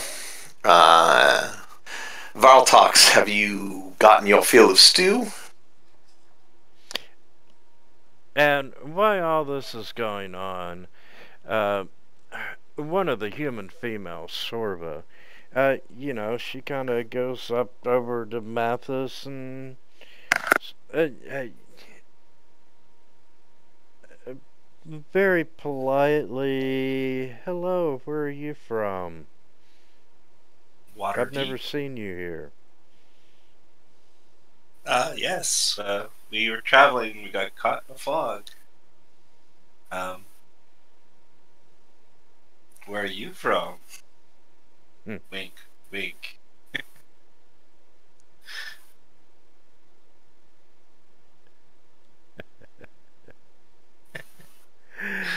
Oh god, Mathis poorly flirts with her. I just caught up on the chat window. And she's like, oh, darling, I'm from here and there and everywhere. And, you know, she starts, you know, just being nice and friendly to you. And, you know, she's like, what brings you here? Our party got a little lost, and we're trying to find our bearings.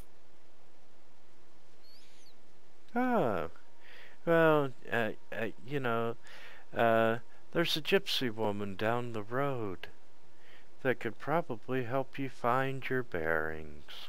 Oh, that's great. And thank you for the wonderful information.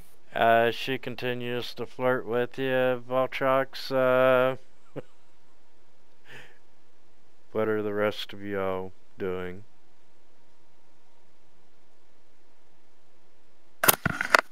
I'm sitting and talking with this Mark and drinking.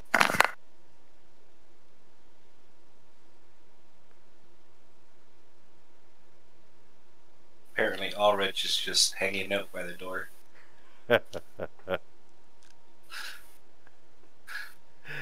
Okay. Yeah, Gulliver goes, if you're all ready, let's go to my father's house.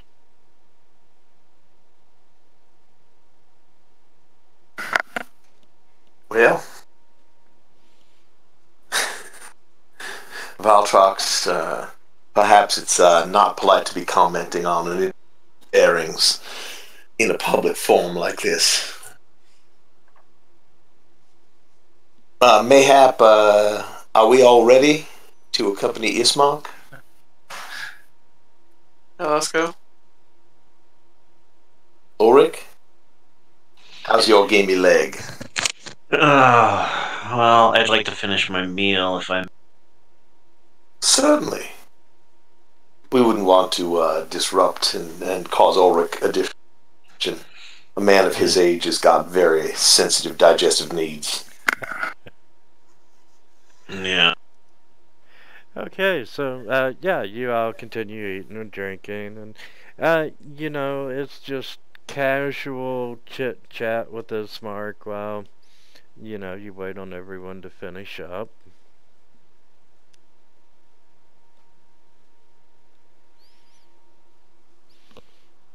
And when you're all ready, we can head out. Alright. Okay, he's taking you back into the streets.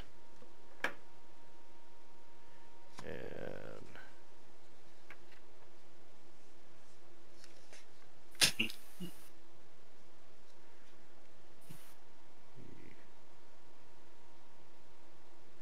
yeah, and he's taking you I'm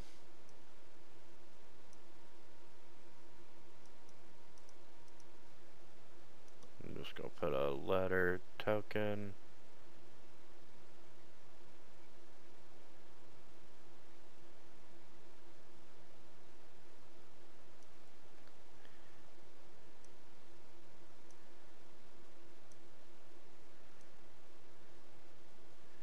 And you're going down to the B at the south end of the map.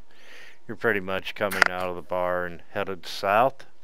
Do we hear that sad moaning wailing? Yes, you do. And Uh, the sad moaning and Ismark. wailing is coming from right there. Ismark, what is the source of ruckus? Are you familiar with it?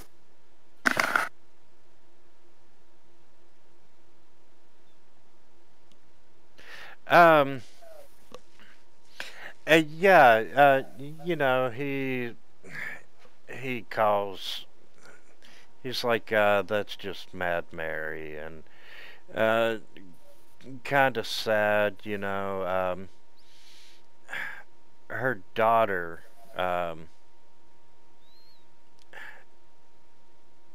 broke out of the house a week ago, and she hasn't been seen since, and naturally her mother fears the worst, and all Mary does is sit there and cry.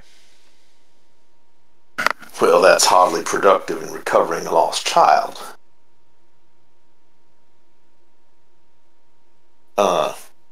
Gentlemen, do we want to assist Mad Mary, or Burgermeister has to say first and assess our requirements then? Well, the Burgermeister's not in an immediate rush. We could try and assist the others. Um, Alright, guys, hold on a second. Because you're killing Billy and I. It's Burgomeister, not Burgermeister. I know, I'm still going to call him the Burger. It is an actual German term for mayor. Understand, but Gulliver doesn't speak German. Understood. This is wherever you're dying. As you're walking,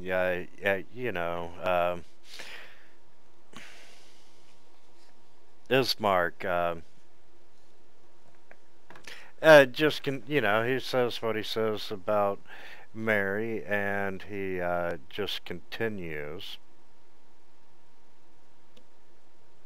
Ismark, if you would pause for a moment, my companions, we can provide any palliative comfort to Mad Mary.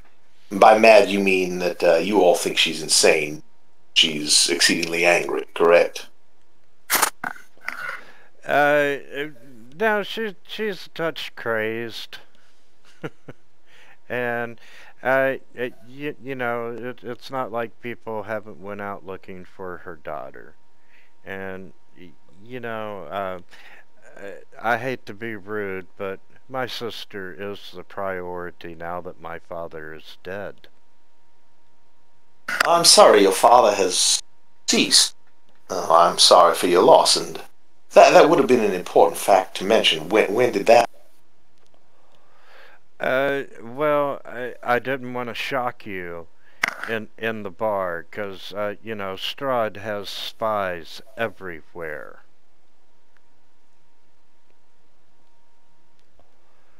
Yes, and I expect that you felt that the three ladies in the bar represent in particular. Uh, the Vistani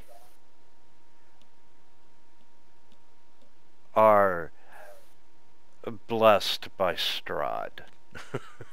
Vistani. I am unfamiliar with this term. Gypsy-like roamers. They have no set homes. The Vistani are truly the only ones who come and go from the valley.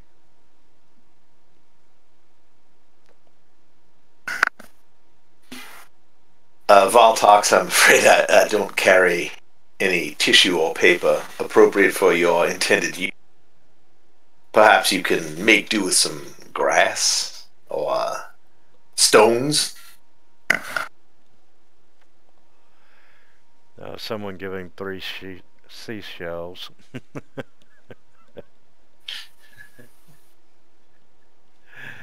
But Cats clean themselves with their tongues, so maybe just lick it off. Ismark goes on to say that, you know,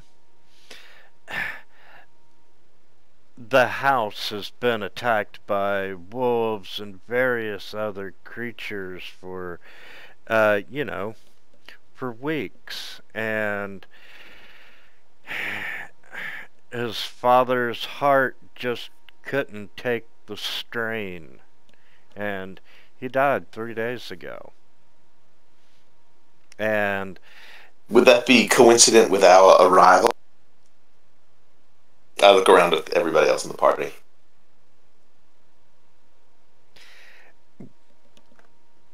You know, going back to the body where you found the real letter, that body hadn't been dead more than a week.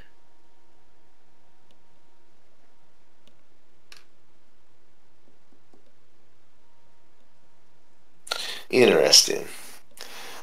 You know, Valtox, it occurs to me that in our abbreviated travels, we have not had an opportunity about your particular heritage. Perhaps we can take a moment and do that once we have checked in on the ill Irina. And then we will circle around with Mad Mary and see if we can find her information about her daughter, and perhaps we can help solve both issues at the same time for adequate reward, of course.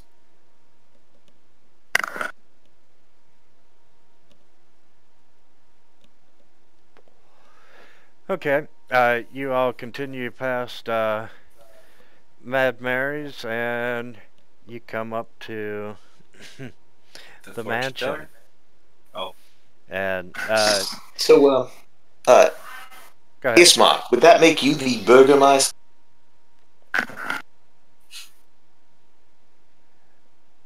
I don't know. No, he would not be the acting one.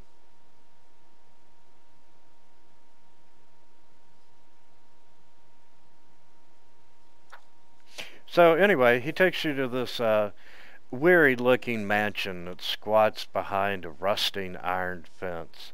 And the gates are twisted and torn, and the right gate is lying cast aside, and the left one is swinging in the wind. And the squeal and the clang of the gate repeats with mindless precision. There's weeds choking the ground and pressing with menace upon the house itself. Yet, against the walls, the growth has been trampled down to create a path all around the house and the yard. You can see these heavy claw marks have stripped away the once beautiful finish of the walls. And there's these great black marks that tell of fires that have assailed the mansion, and not a pane nor a shard of glass stands in any window, and the windows have been barred with planks, and each one marked with stains of evil omens.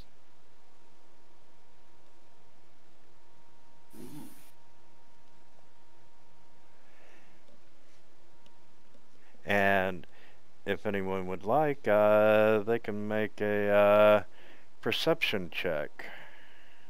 I shall.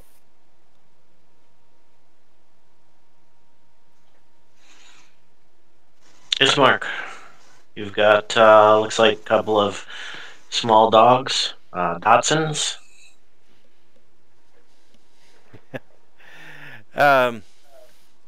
Looking around, yeah, pretty much. You see, there's a lot of human footprints, and there are also wolf prints, paw prints. Well, it does appear that you've been forthright, counting events. Does the town rise to your defense, or do you just barricade yourselves and cower? We have barricaded and cowered. And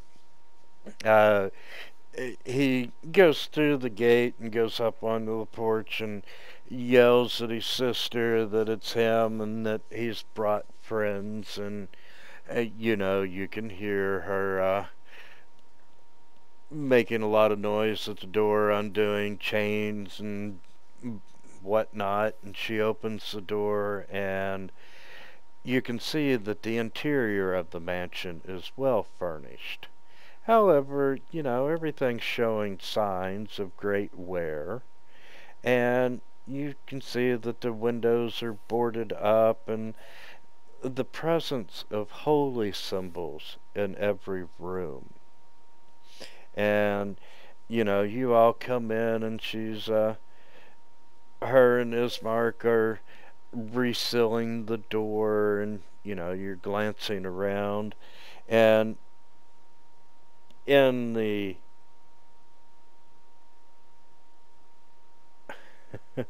in a side room, you can see the burgomaster laying in a simple wooden coffin surrounded by wilting flowers, and you get the faint odor of decay. Is there any reason in particular that the Burgermeister is currently reposing in the living room?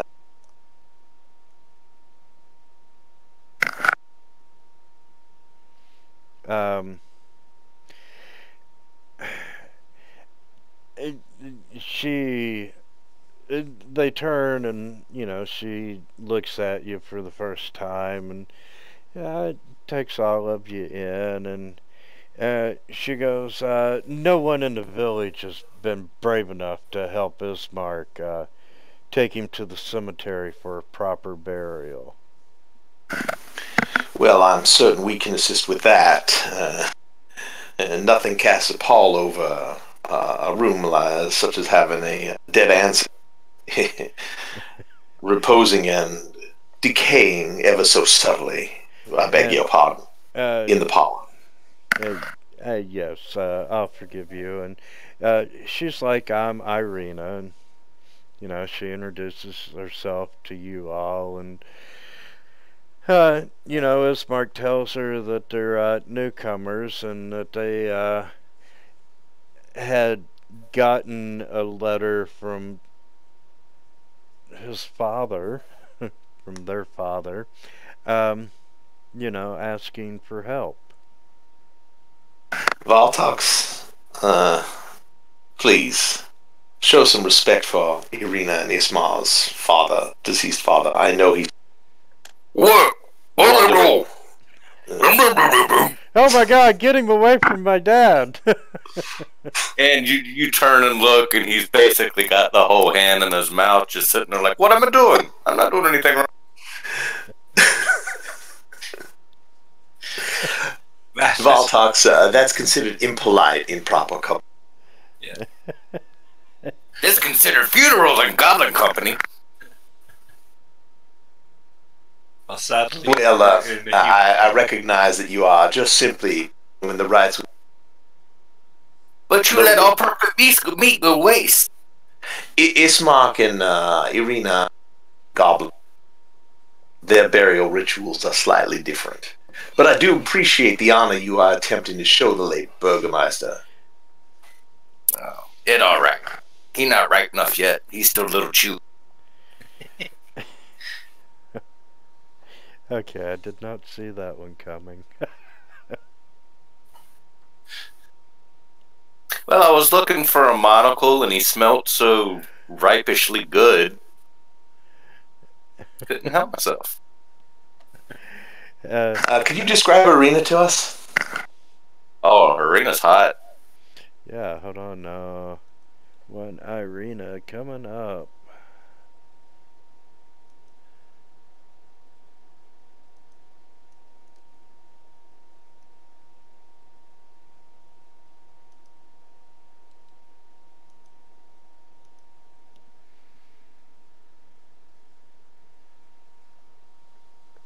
There is Irina Koliana. Nice sword.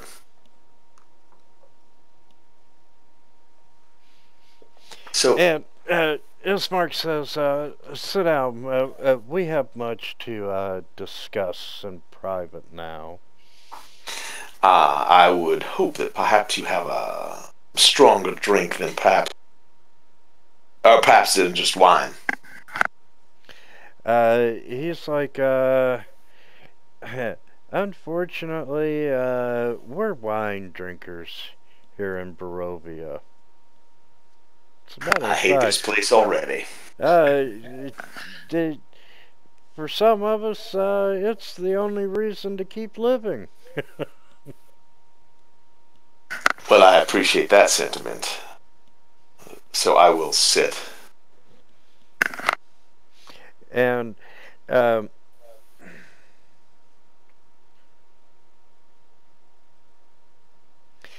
he explains to you, we are indeed in a very cursed land, and you know, anyone who attempts to leave begins to choke on the fog, and if you don't turn back, it kills you.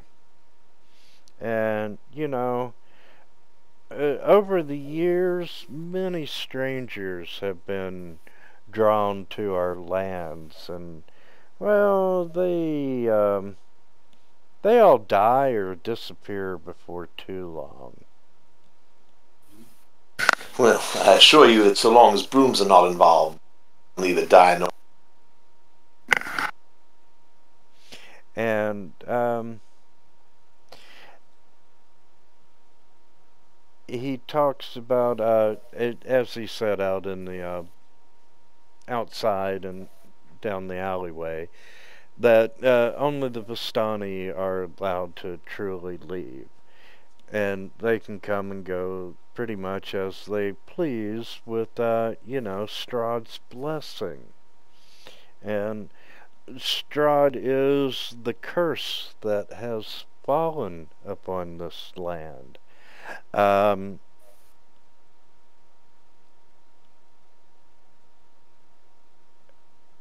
He's a vampire. Oh. And he's not hiding the fact? Everyone knows that he's a vampire and that he dwells up at Castle Ravenloft. And, you know, no one is welcome there. And, you know, the, the devil himself is a curse placed upon this land because of some forgotten sin of our ancestors. And keeping, you know, he wants to get Irina to Balaki, where you know it's a little more heavily fortified town where he can protect her. However, you know, it's a risky move because right now, with her being in the house, a vampire can't enter a residence without an invitation from someone inside the house.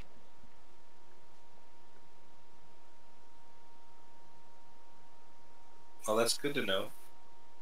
Is that also why everyone hides in houses and not in the streets? Uh, yes.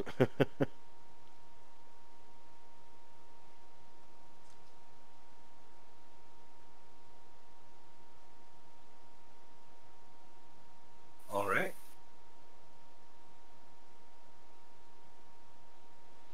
Okay.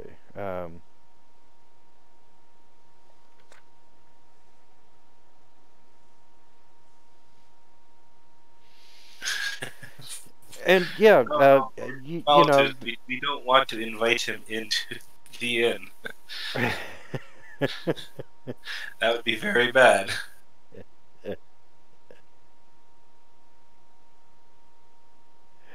um,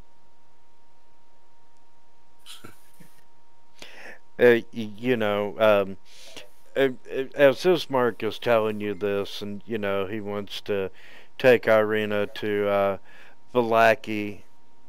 Uh, she says, Irina gets visibly upset, and she's like, I am not going anywhere as long as, you know, our father is lying dead on the mansion floor. You know. Well, I do believe we can assist you in providing an escort, some labor for proper burial.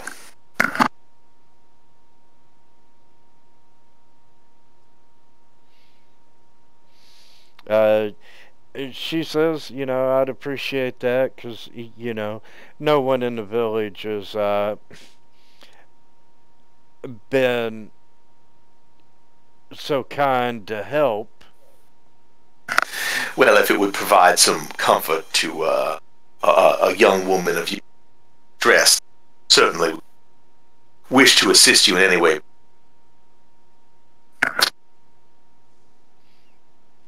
Yes, I would be very grateful if you would help us get our father to Donovich. He's the local priest here in town. And, you know,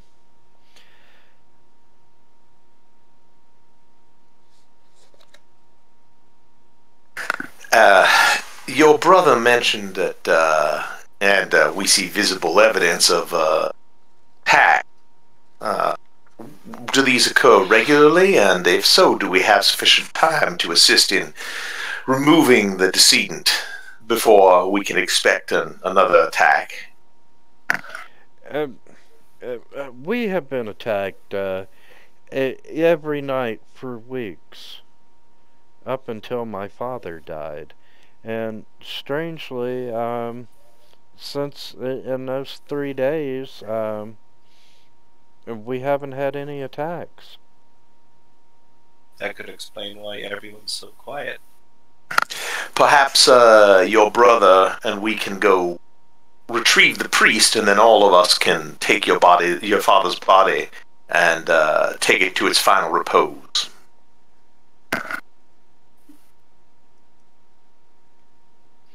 I would be very grateful for that. And then I will go wherever you all want to take me after Dad has been dealt with. Yes, or perhaps if you were so involved, well-regarded member of his tribe has offered to provide a goblin burial for your father, which is quite a high honor that I understand they do not offer to most people.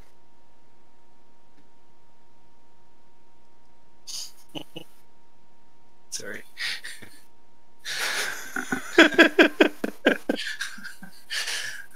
I would probably suggest a more I'm simply Exactly. presenting an option. Yes. You know, it is truly a unique honor, one that I personally, in all of my varied experience, have never heard of a goblin offering burial rites to a non-goblin in such a manner.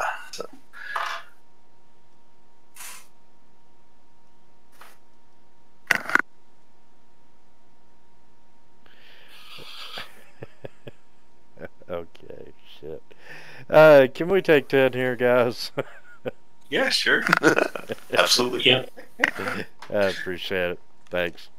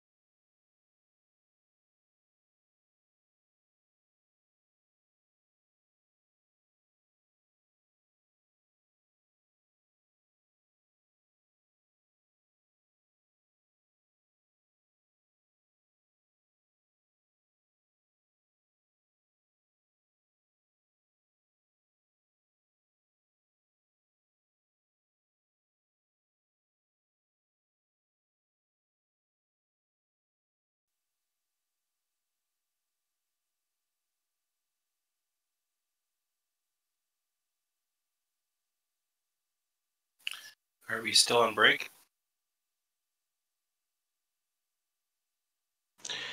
I think so. I haven't heard anybody except for you come.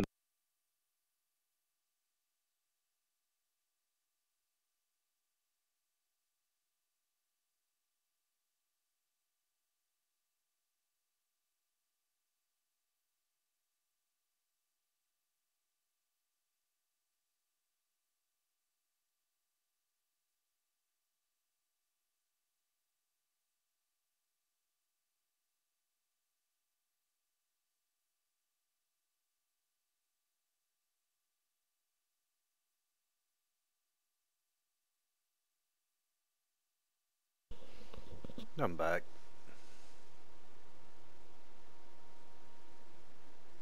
Woohoo.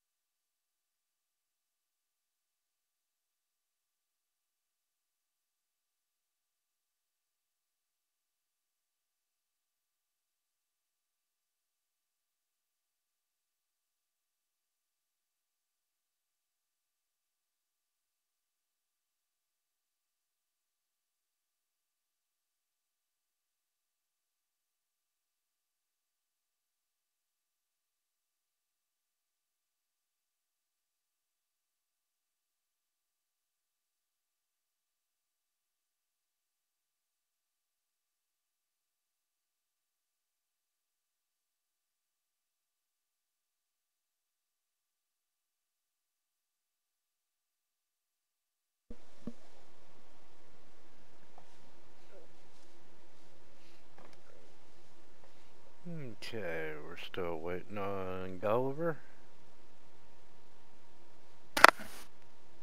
Sorry about the delay. Oh, not a problem.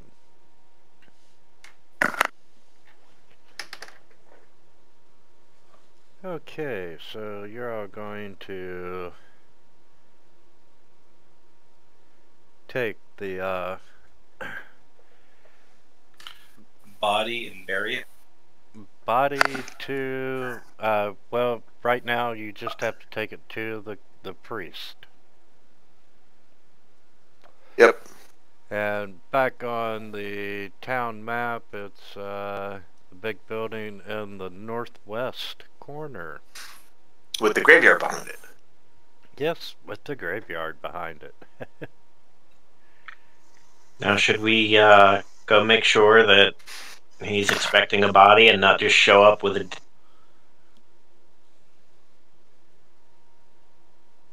That was my I'm not thought. sure the. I'm not sure the etiquette of the. Just whatever we do, don't leave Varl alone with the body. You know, being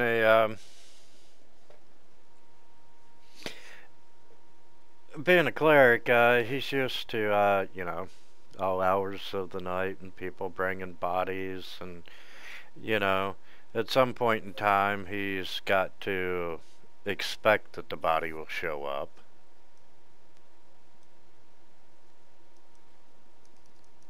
Alright, well, let's wrap them up and carry them over. Yeah. Could we? Is there a door or a not like firemen carrying a deep through the streets? Perhaps a cart. A cart would be great. Yes, they would have a cart in the landscaping shed for the house. Not that they've used it in a while. I expect that you might be an altar goblin that the priest would keep his hands off of.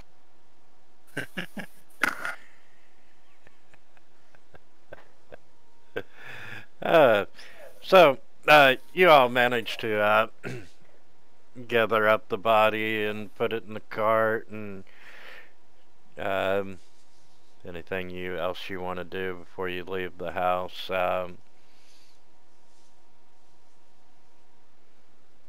Irina is not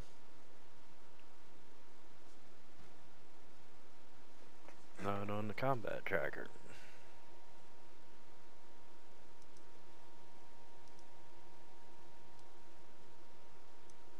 Not really our home, so I don't think we really should be scavenging the place.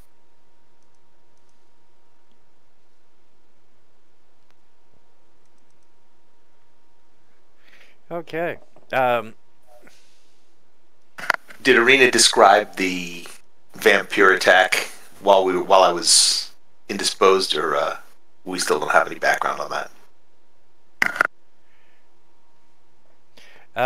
No, she has no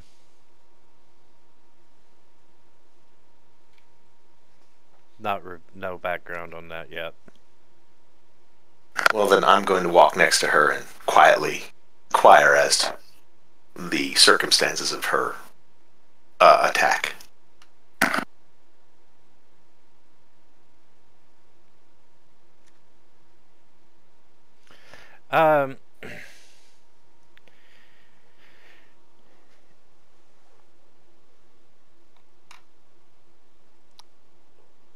Her encounters with the vampire have been fuzzy. The memories are fuzzy at best. All she can truly, clearly recall is the blazing hunger that she saw in his eyes. And, you know, she doesn't know anything about her early past. She doesn't even know how she come to Barovia or where she even came from. But how long have you been here in the hospitality of Barovia? all of her life.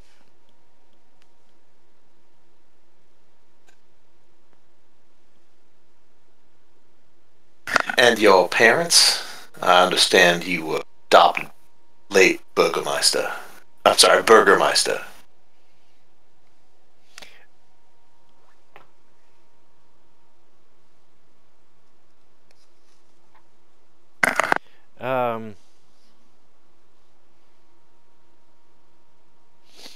Yeah, I don't know who my parents are. I was never told.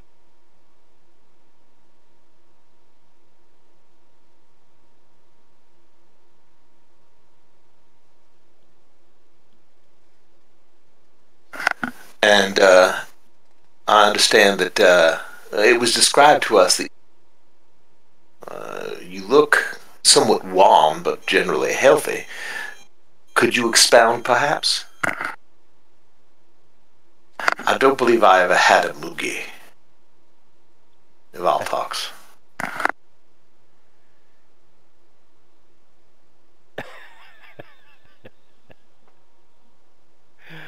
Okay, I'm sorry. What did you need her to expand on? The illness that was described to us.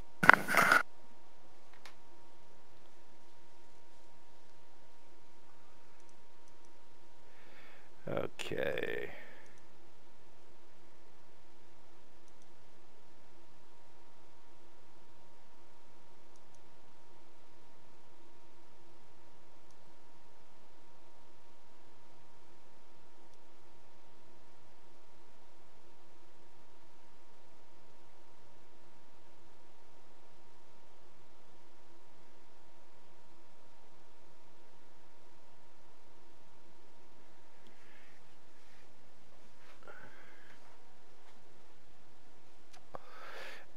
You know, she...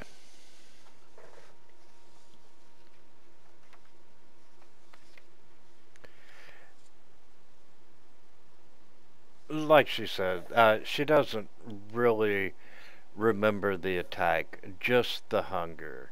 And,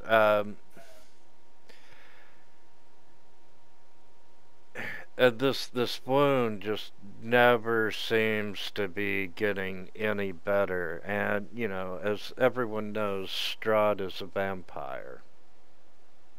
So you believe your assailant was Lord Self. I'm sorry, you broke up there at the end. I said, you believe that your assailant was Lord Strahd himself? I know it was. I saw him. Well, I'm sorry, I was a little unclear as to whether or not attacked by a vampire, the vampire, as it were. Strahd is the vampire.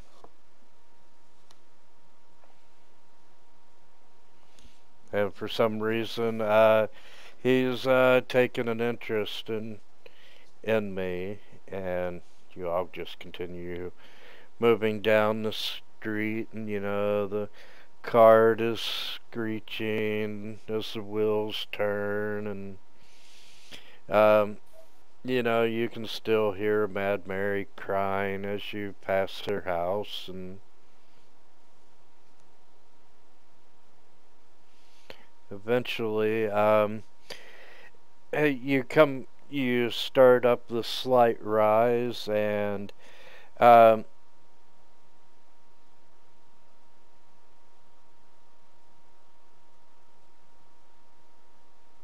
you see this pillar stone that supports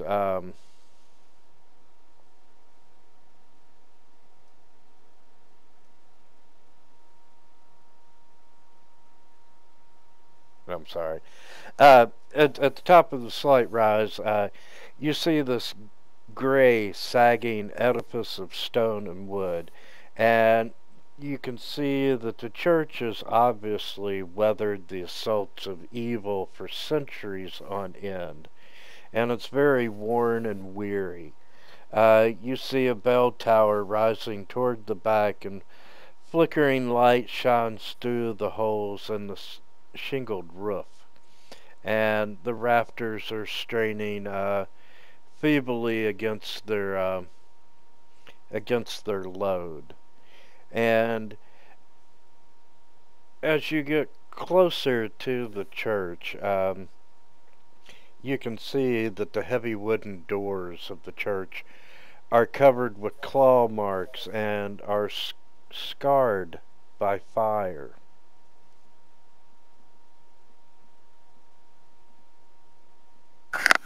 Well, this is particularly prominent.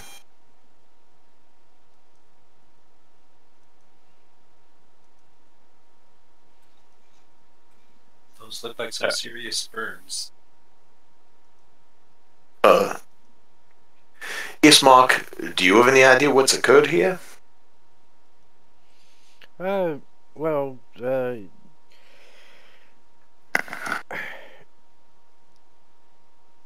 none of it is as fresh as what you have seen back at the mansion.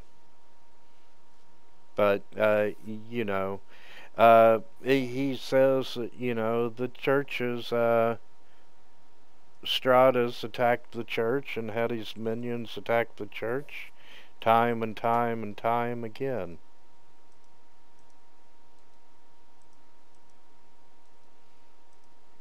And who fights them off?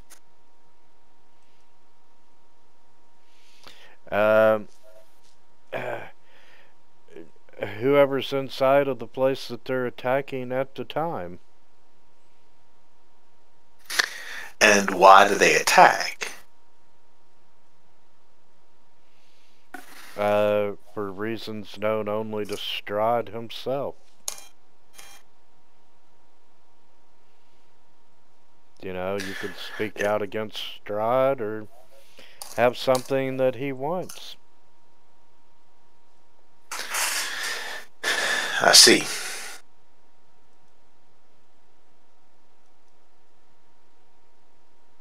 Well, I suppose we should get on with our task then. Yes.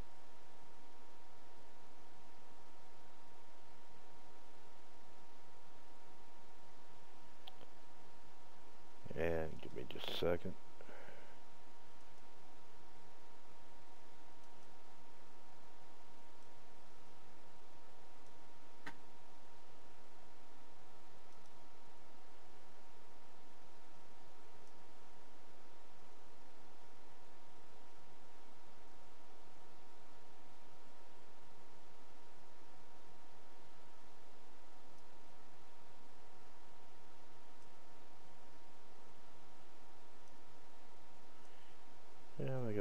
map coming at you all.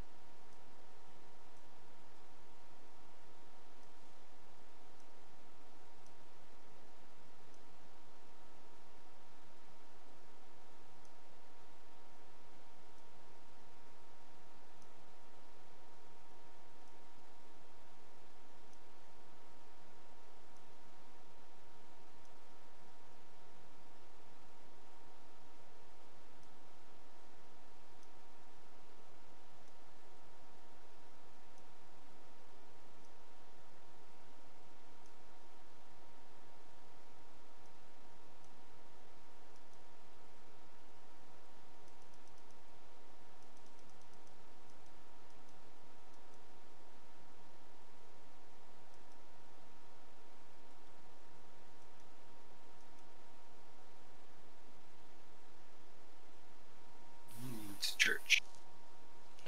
Yes. Small map.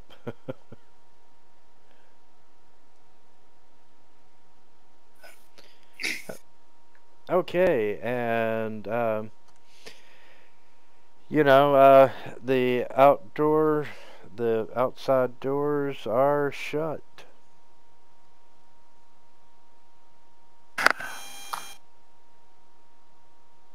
Mathis, perhaps you should knock.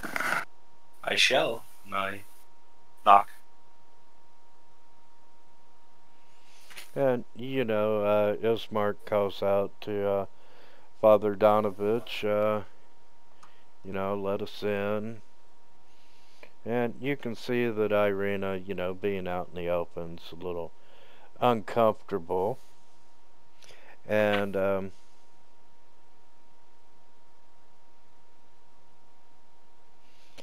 you can hear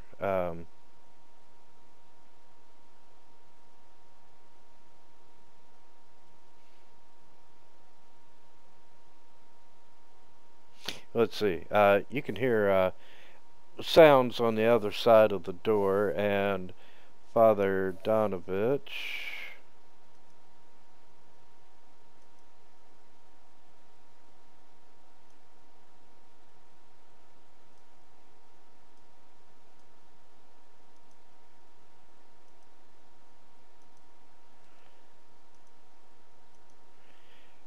comes up and calls back, you know, extends a greeting to Ismark and Irina, and you can hear him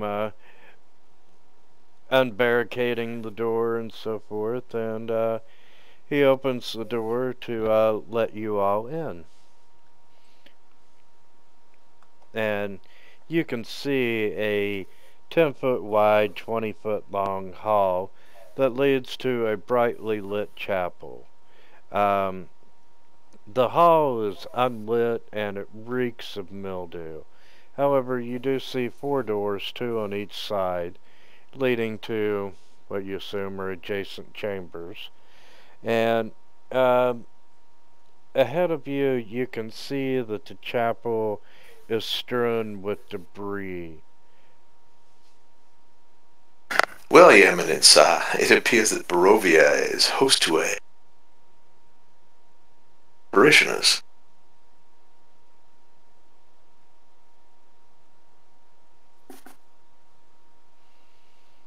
And, you know, Ismark and Irina aren't really shocked by the condition of the church.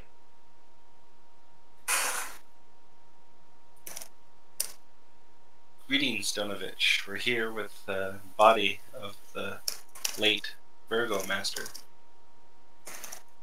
Maybe perform a ceremony? Yes, please. Come inside, bring the body with you.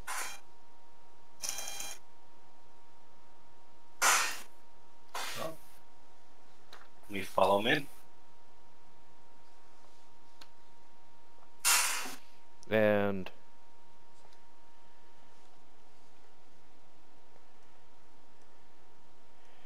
as you all come up into the chapel,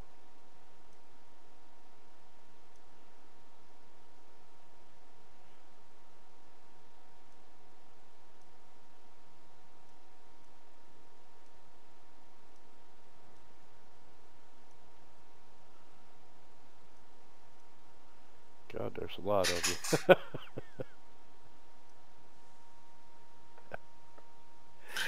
you.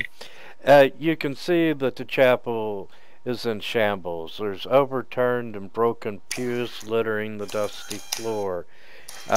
You see dozens of candles mounted in candlesticks and candelabras lighting every dusty corner in a fervent attempt to rid the chapel of shadows. And at the far end of the church sits a claw-scarred altar. And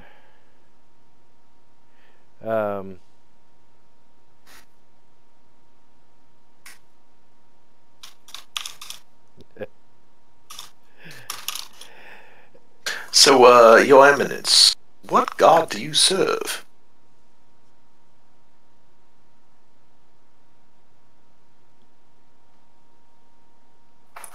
offhand, Val talks. I'm fairly certain that turning the decedent into meat patties is not in alignment with the burial rituals observed by his family. But I do appreciate the insight into goblin custom.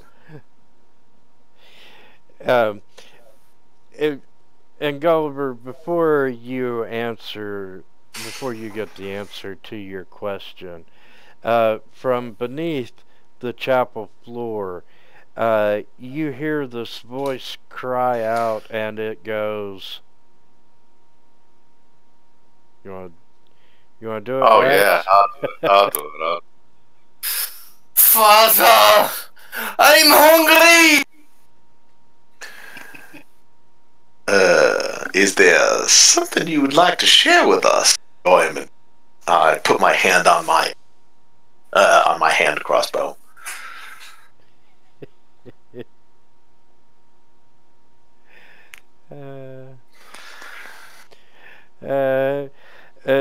Yeah, the priest is like, he's just, he gets this panicked look on his face.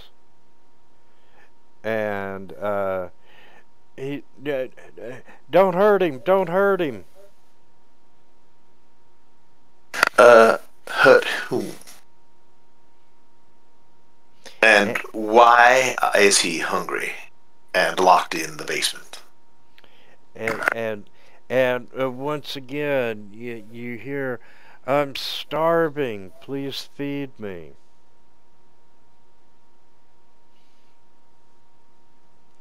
And I look expectantly at the priest. he's like, it's my son. Yes, we gathered that from the whole father. I'm a little more concerned about why you have detained him. Ollie.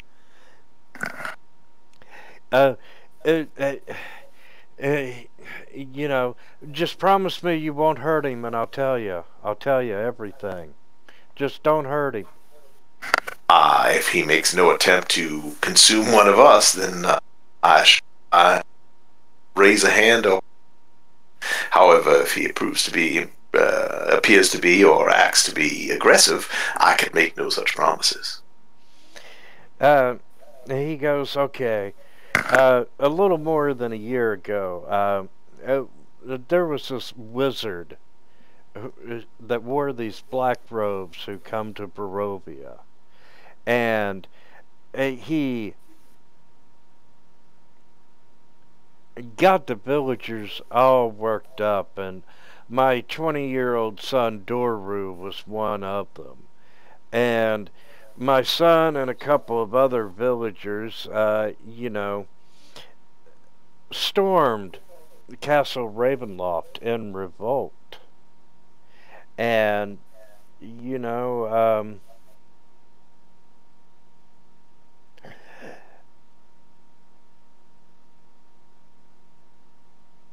my son came back to me,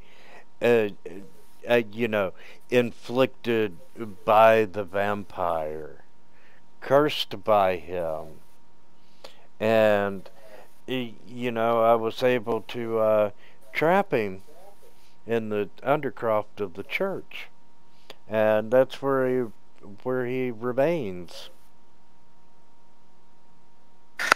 I see. Well, that is tragic. So, you no feed him in 1 year? Uh, the priest looks down and he's like, "No, I haven't fed him since he was imprisoned," and he cries out all times for me to feed him. And you know, I'm praying day and night, hoping that the gods will tell me how to save him without destroying him. Me no think him what you think him is.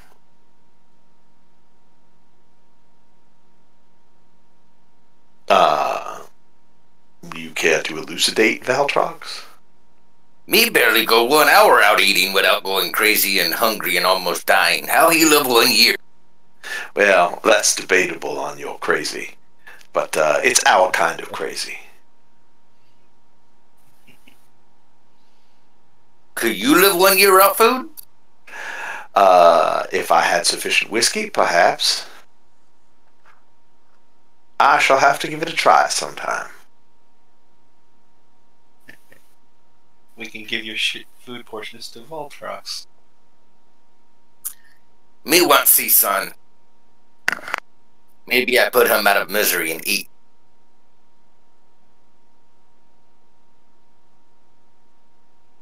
And I look at the priest and go, booga booga.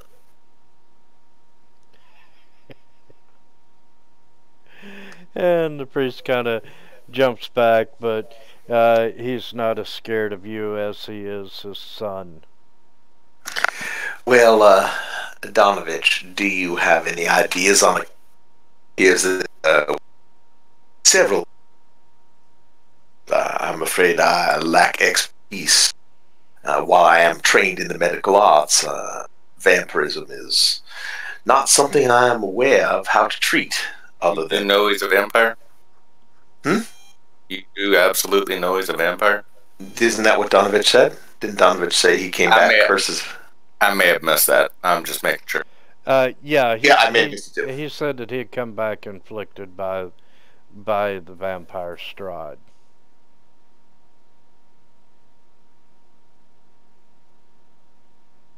Me never eat vampire for.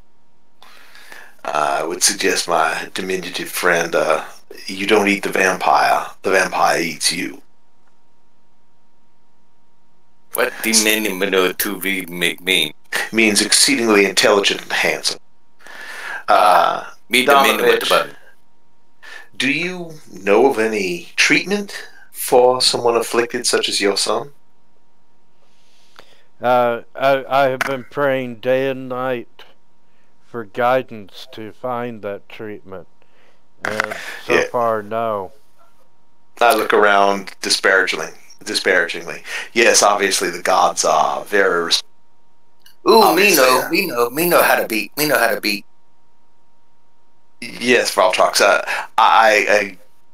We are, I believe, looking for a cure that does not involve staking, decapitation, or immolation. The only stanky I know is kill him and make. No, you can't hurt my son. I'm trying to save That's him. what I read. I read that they turn vampire into stakes. And stakes you. Anyone else have insight in this particular matter? Perhaps. Could always use my goblin door knocker. Ulrich, do you have any experience with the accursed undead? Not for a very, very long time. Generally, it would go to the head of the knights, who would gather together a hunting party much larger in size. And from the floorboards you hear, "I can smell your blood." That doesn't sound ominous at all. Does it smell nice? "I want your blood." And you hear a hissing and just all kinds of rapid movement coming from different parts of the undercroft.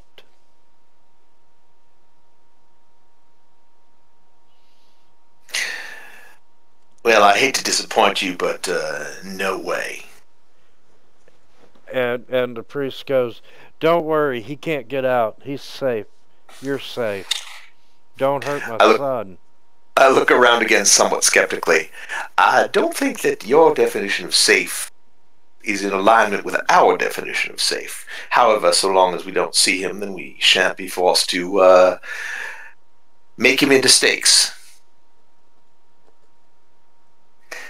In the meantime, we did not come here to assist with family squabbles, but rather we have an unfortunate situation that requires your priestly duties. Yes. Please, bring him up here. And he lays him down in front of the altar, and he's like, I really need your all's help to, if you would help me bury him in the cemetery at dawn. Yes. I have no problems giving a hand.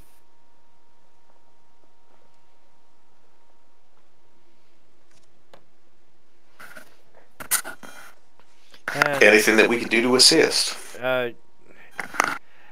He's like, no, just rest up, don't hurt my son, and I'll need you at dawn, like I said, to help me dig the hole and put him in it and have a service. Alright, Mathis will clean up one of the benches and try and have a seat and relax.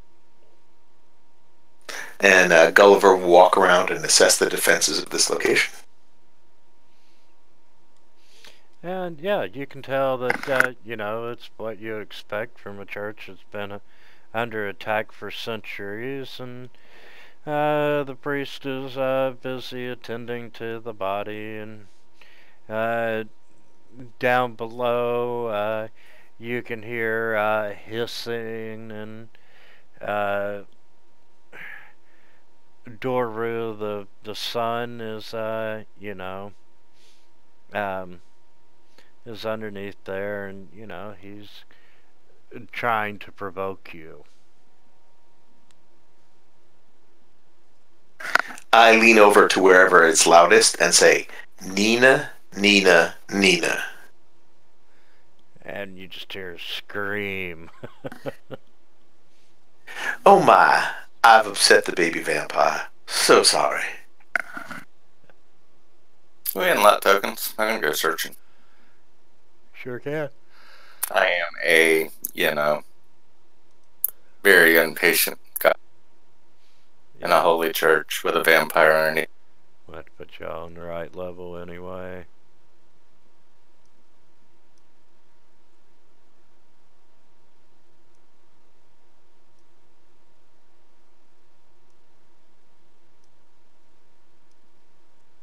I'm gonna go see what's in this room right here beside.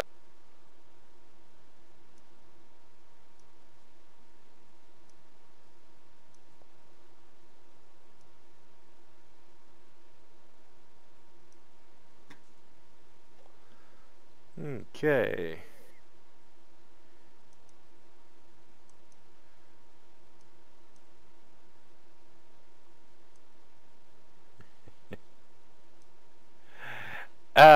You see a dirty room containing a wooden bed with a straw-filled mattress and a small table with an oil lamp burning brightly on it. And Alright, I'm gonna look through the table and see if I can find a model. Sorry, didn't mean to cut you off. No, you're fine. Mounted above the bed, you do see a wooden sun-shaped holy symbol. And no, you're not finding anything that looks like a monocle. How big is that sun-shaped holy symbol? It's Probably 3 foot. Ah, that's too big. It's too big for some bling. Alright, we'll check this room out.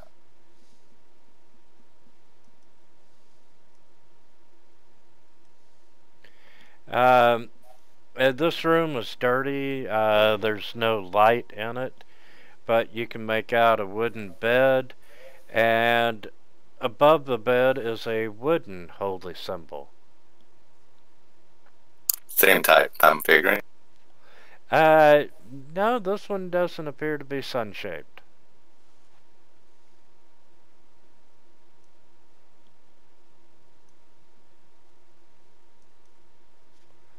Okay, and the other room, you see an old desk and chair. There's a wooden holy symbol mounted above them. This one is a sunburst. And you see a 10-foot long iron rod attached to the northern wall, suggesting that a tapestry once hung there. And against the far wall stands a wooden cabinet with 4 tall doors. It's monocle hunting time. I'll search the desk in the cabinet. Okay, the chest contains very little. There's a tinder box, a few wooden boxes of candles, some well-used hymn books, a volume of chants to the Morning Lord.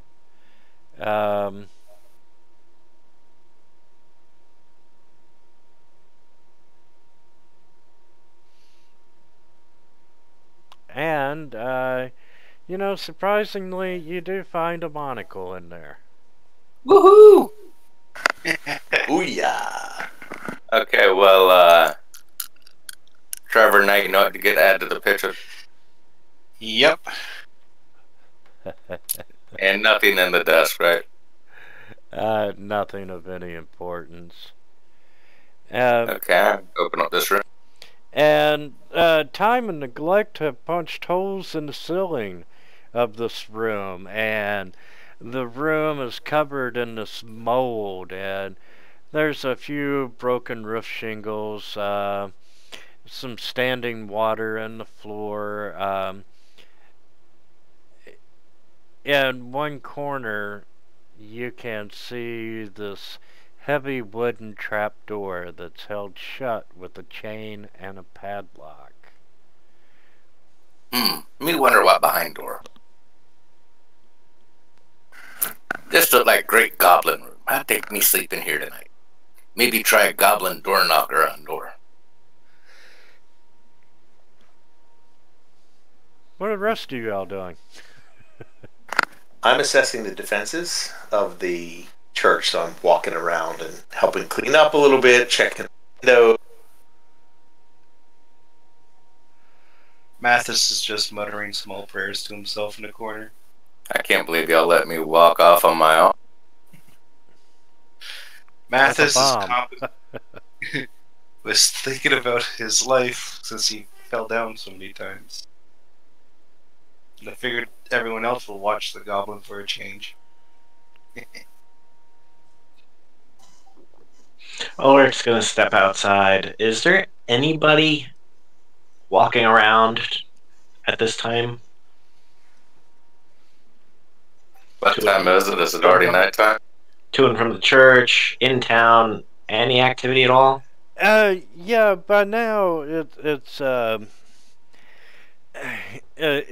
very, very early morning. You know, the sun's getting ready to come up, and you're not seeing any movement out on the town. It's still just eerily quiet.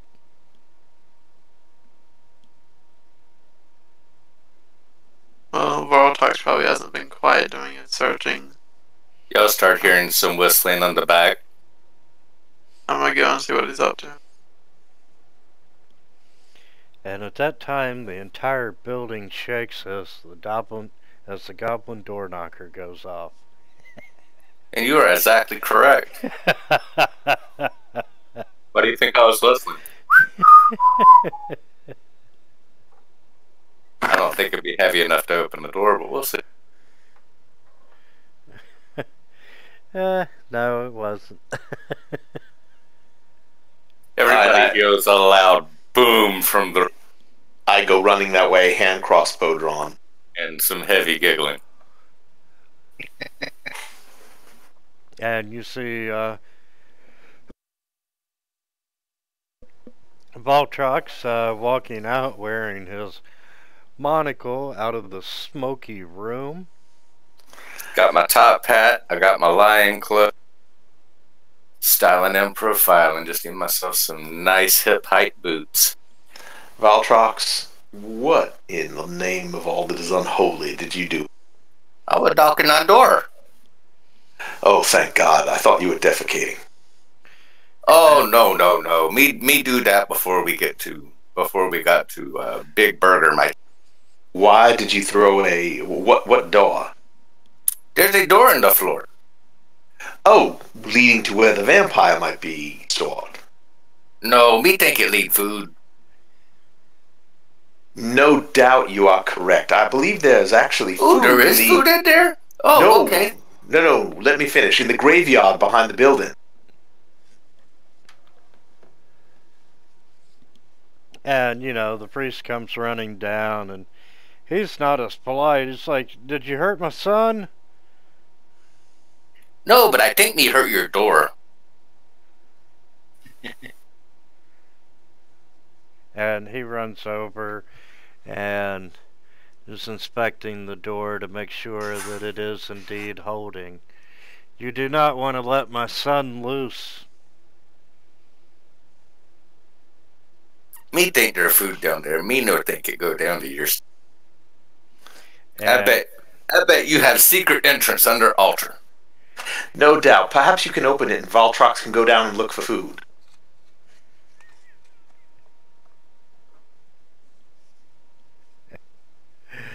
we don't have time for that. The sun's coming up. Let's go bury the Burgomeister. And Vartop's just gonna stomp off sulking, muttering under his breath about wasting perfectly good meat.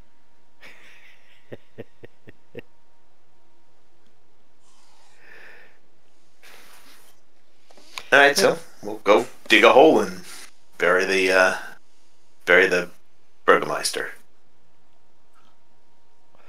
Okay, you all go out back to the cemetery, find a suitable spot, and dig the hole, and you lower the body in, and, you know, Donovich starts his service, and, you know, he's offering prayers to the morning Lord in exchange for Colin's deliverance from Barovia. And you know, he says few final words, does chant and whatnot, and he has completed the ceremony. And as the ceremony is finishing, you'll hear a loud boom from inside. No, I'm just kidding. It's like, oh no. And you know, Irina and Ismark, they have their moment of silence, and they're the last to leave the grave. And Donovich walks over to Ismark, and you know, he's like, you really need to get your sister as far away from Castle Ravenloft as possible. Well, she's welcome to accompany us. And he's like, no, you all can't protect her. She really needs to go somewhere like to the Abbey of St. Markova. in Krizik, or you know, even the fortified town of Alaka. I have no idea where any of those locations might be. Oh, he talked about Valaki. Valaki up over by Bapadukadok, and that's up to the upper northwest of Great Goblin Warren, Brezda. And Donovan just looks at Voltrox and just, will you shut up? Voltrot starts fingering a bomb. And, Ismark is, he agrees that Irina does need to get the hell out of Dodge. And, agrees that the Abbey is, probably one of the safest bets.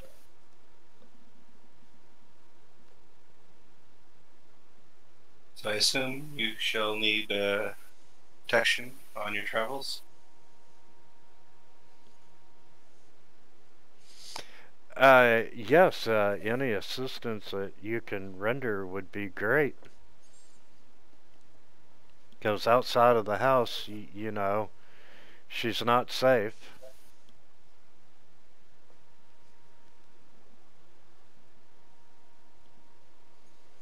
Well, considering we have no real direction quite yet, can't see why we should not help. And if by chance Strahd happens to appear, perhaps we can ask him if we're allowed to leave. Only by death, and then not even then.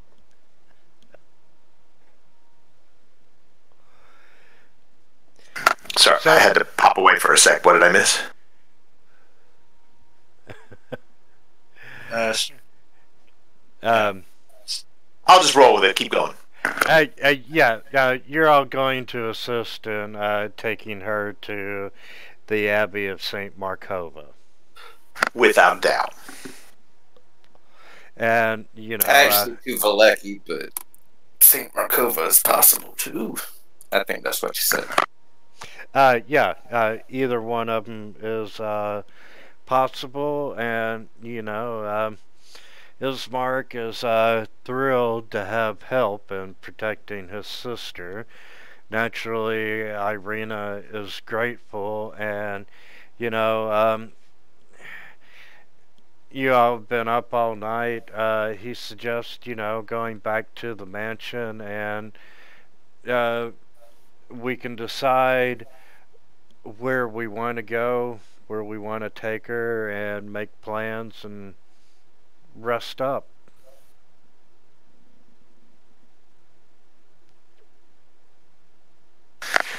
Very well.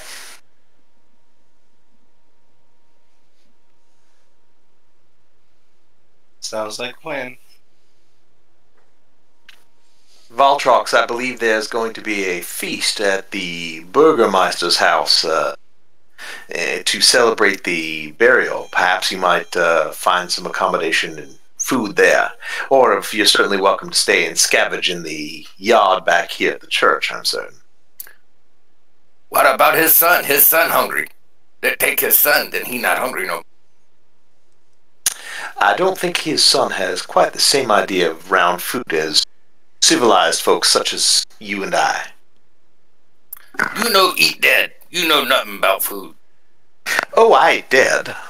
I like dead cow, dead lamb, dead sheep, dead fish. You eat raw? Fish? It's quite tasty. Maybe you know little about food. Nothing better than some good spicy bat guano go on top food, make taste good. Little I knew. Oh, yeah. Well, I'm certain you'll be able to cook for us at some point. Oh, it won't be a problem. Just need to borrow someone's leg. I hide my leg. He pulls one of his legs up into his robes. Oh, this would make a great radio show. uh, okay. Anyway, you all once again traverse the streets of the village of Barovia, and um, you're starting to hear noise. Town is starting to come alive a little bit, and as you're watching the sun is heavily diffused, and like it's a bright gray. It's not like being outside on a sunny day, and you get the feeling that it's you can see okay, but you don't think it's going to get any better. Um, and the village itself does not look any more cheerful in the daytime than it did at the nighttime. Oh, this place great. It reminds me of my great goblin warren. And as as you're working your way back to the mansion, you notice that Mad Mary has finally stopped crying. That's good. Oh, no more beautiful music. I suppose the mad must rest at some point as well.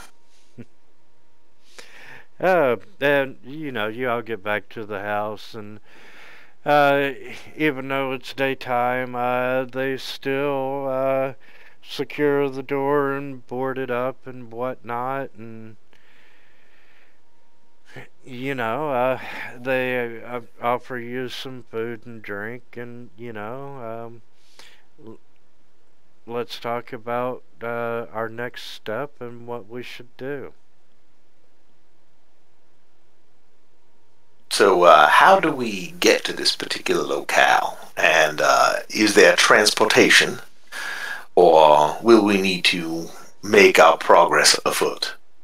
Well, with my dad being a government official, I have access. Dad had access to maps.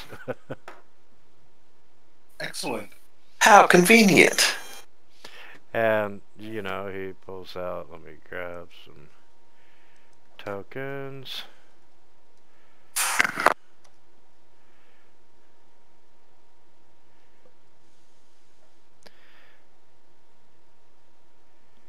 And we have Alakia, which is right up there. And the Abbey.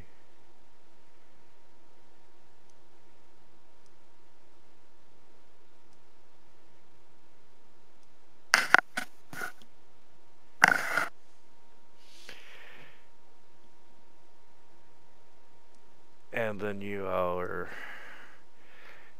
are in Barovia, which is the B, and you have Valakia and Krizik.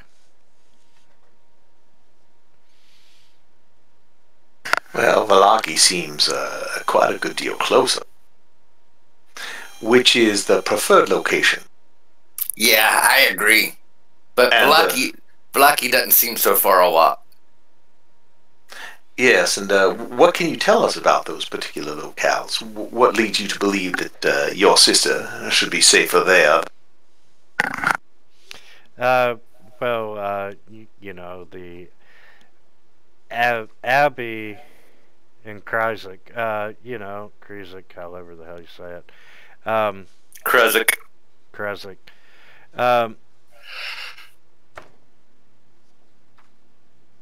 Well, it's an abbey full of priests.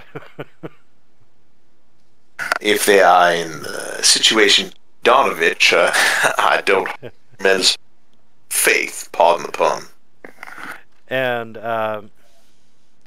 Valakia is close to the shores of Lake Zarovich. And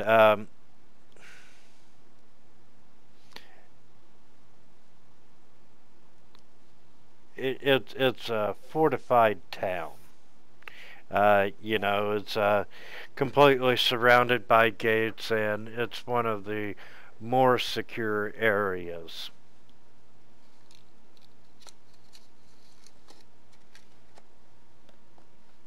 in the countryside. Well, fair Mistress Irina, what is your preference where you... You know, she's like, I'm going to trust your all's judgment. Well, certainly nothing ill could come of that. And, you know, we could always... Why, everyone look at me. We could always... No reason in particular, Voltox. check out Wallachia, before we go cruising. Well, it is somewhat on the path, so might as well. So, how long do you anticipate it to take us to get there? I'm not a dab hand with a...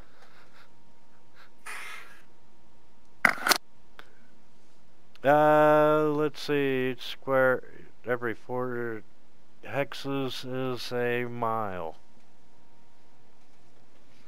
So, you know, half day, day.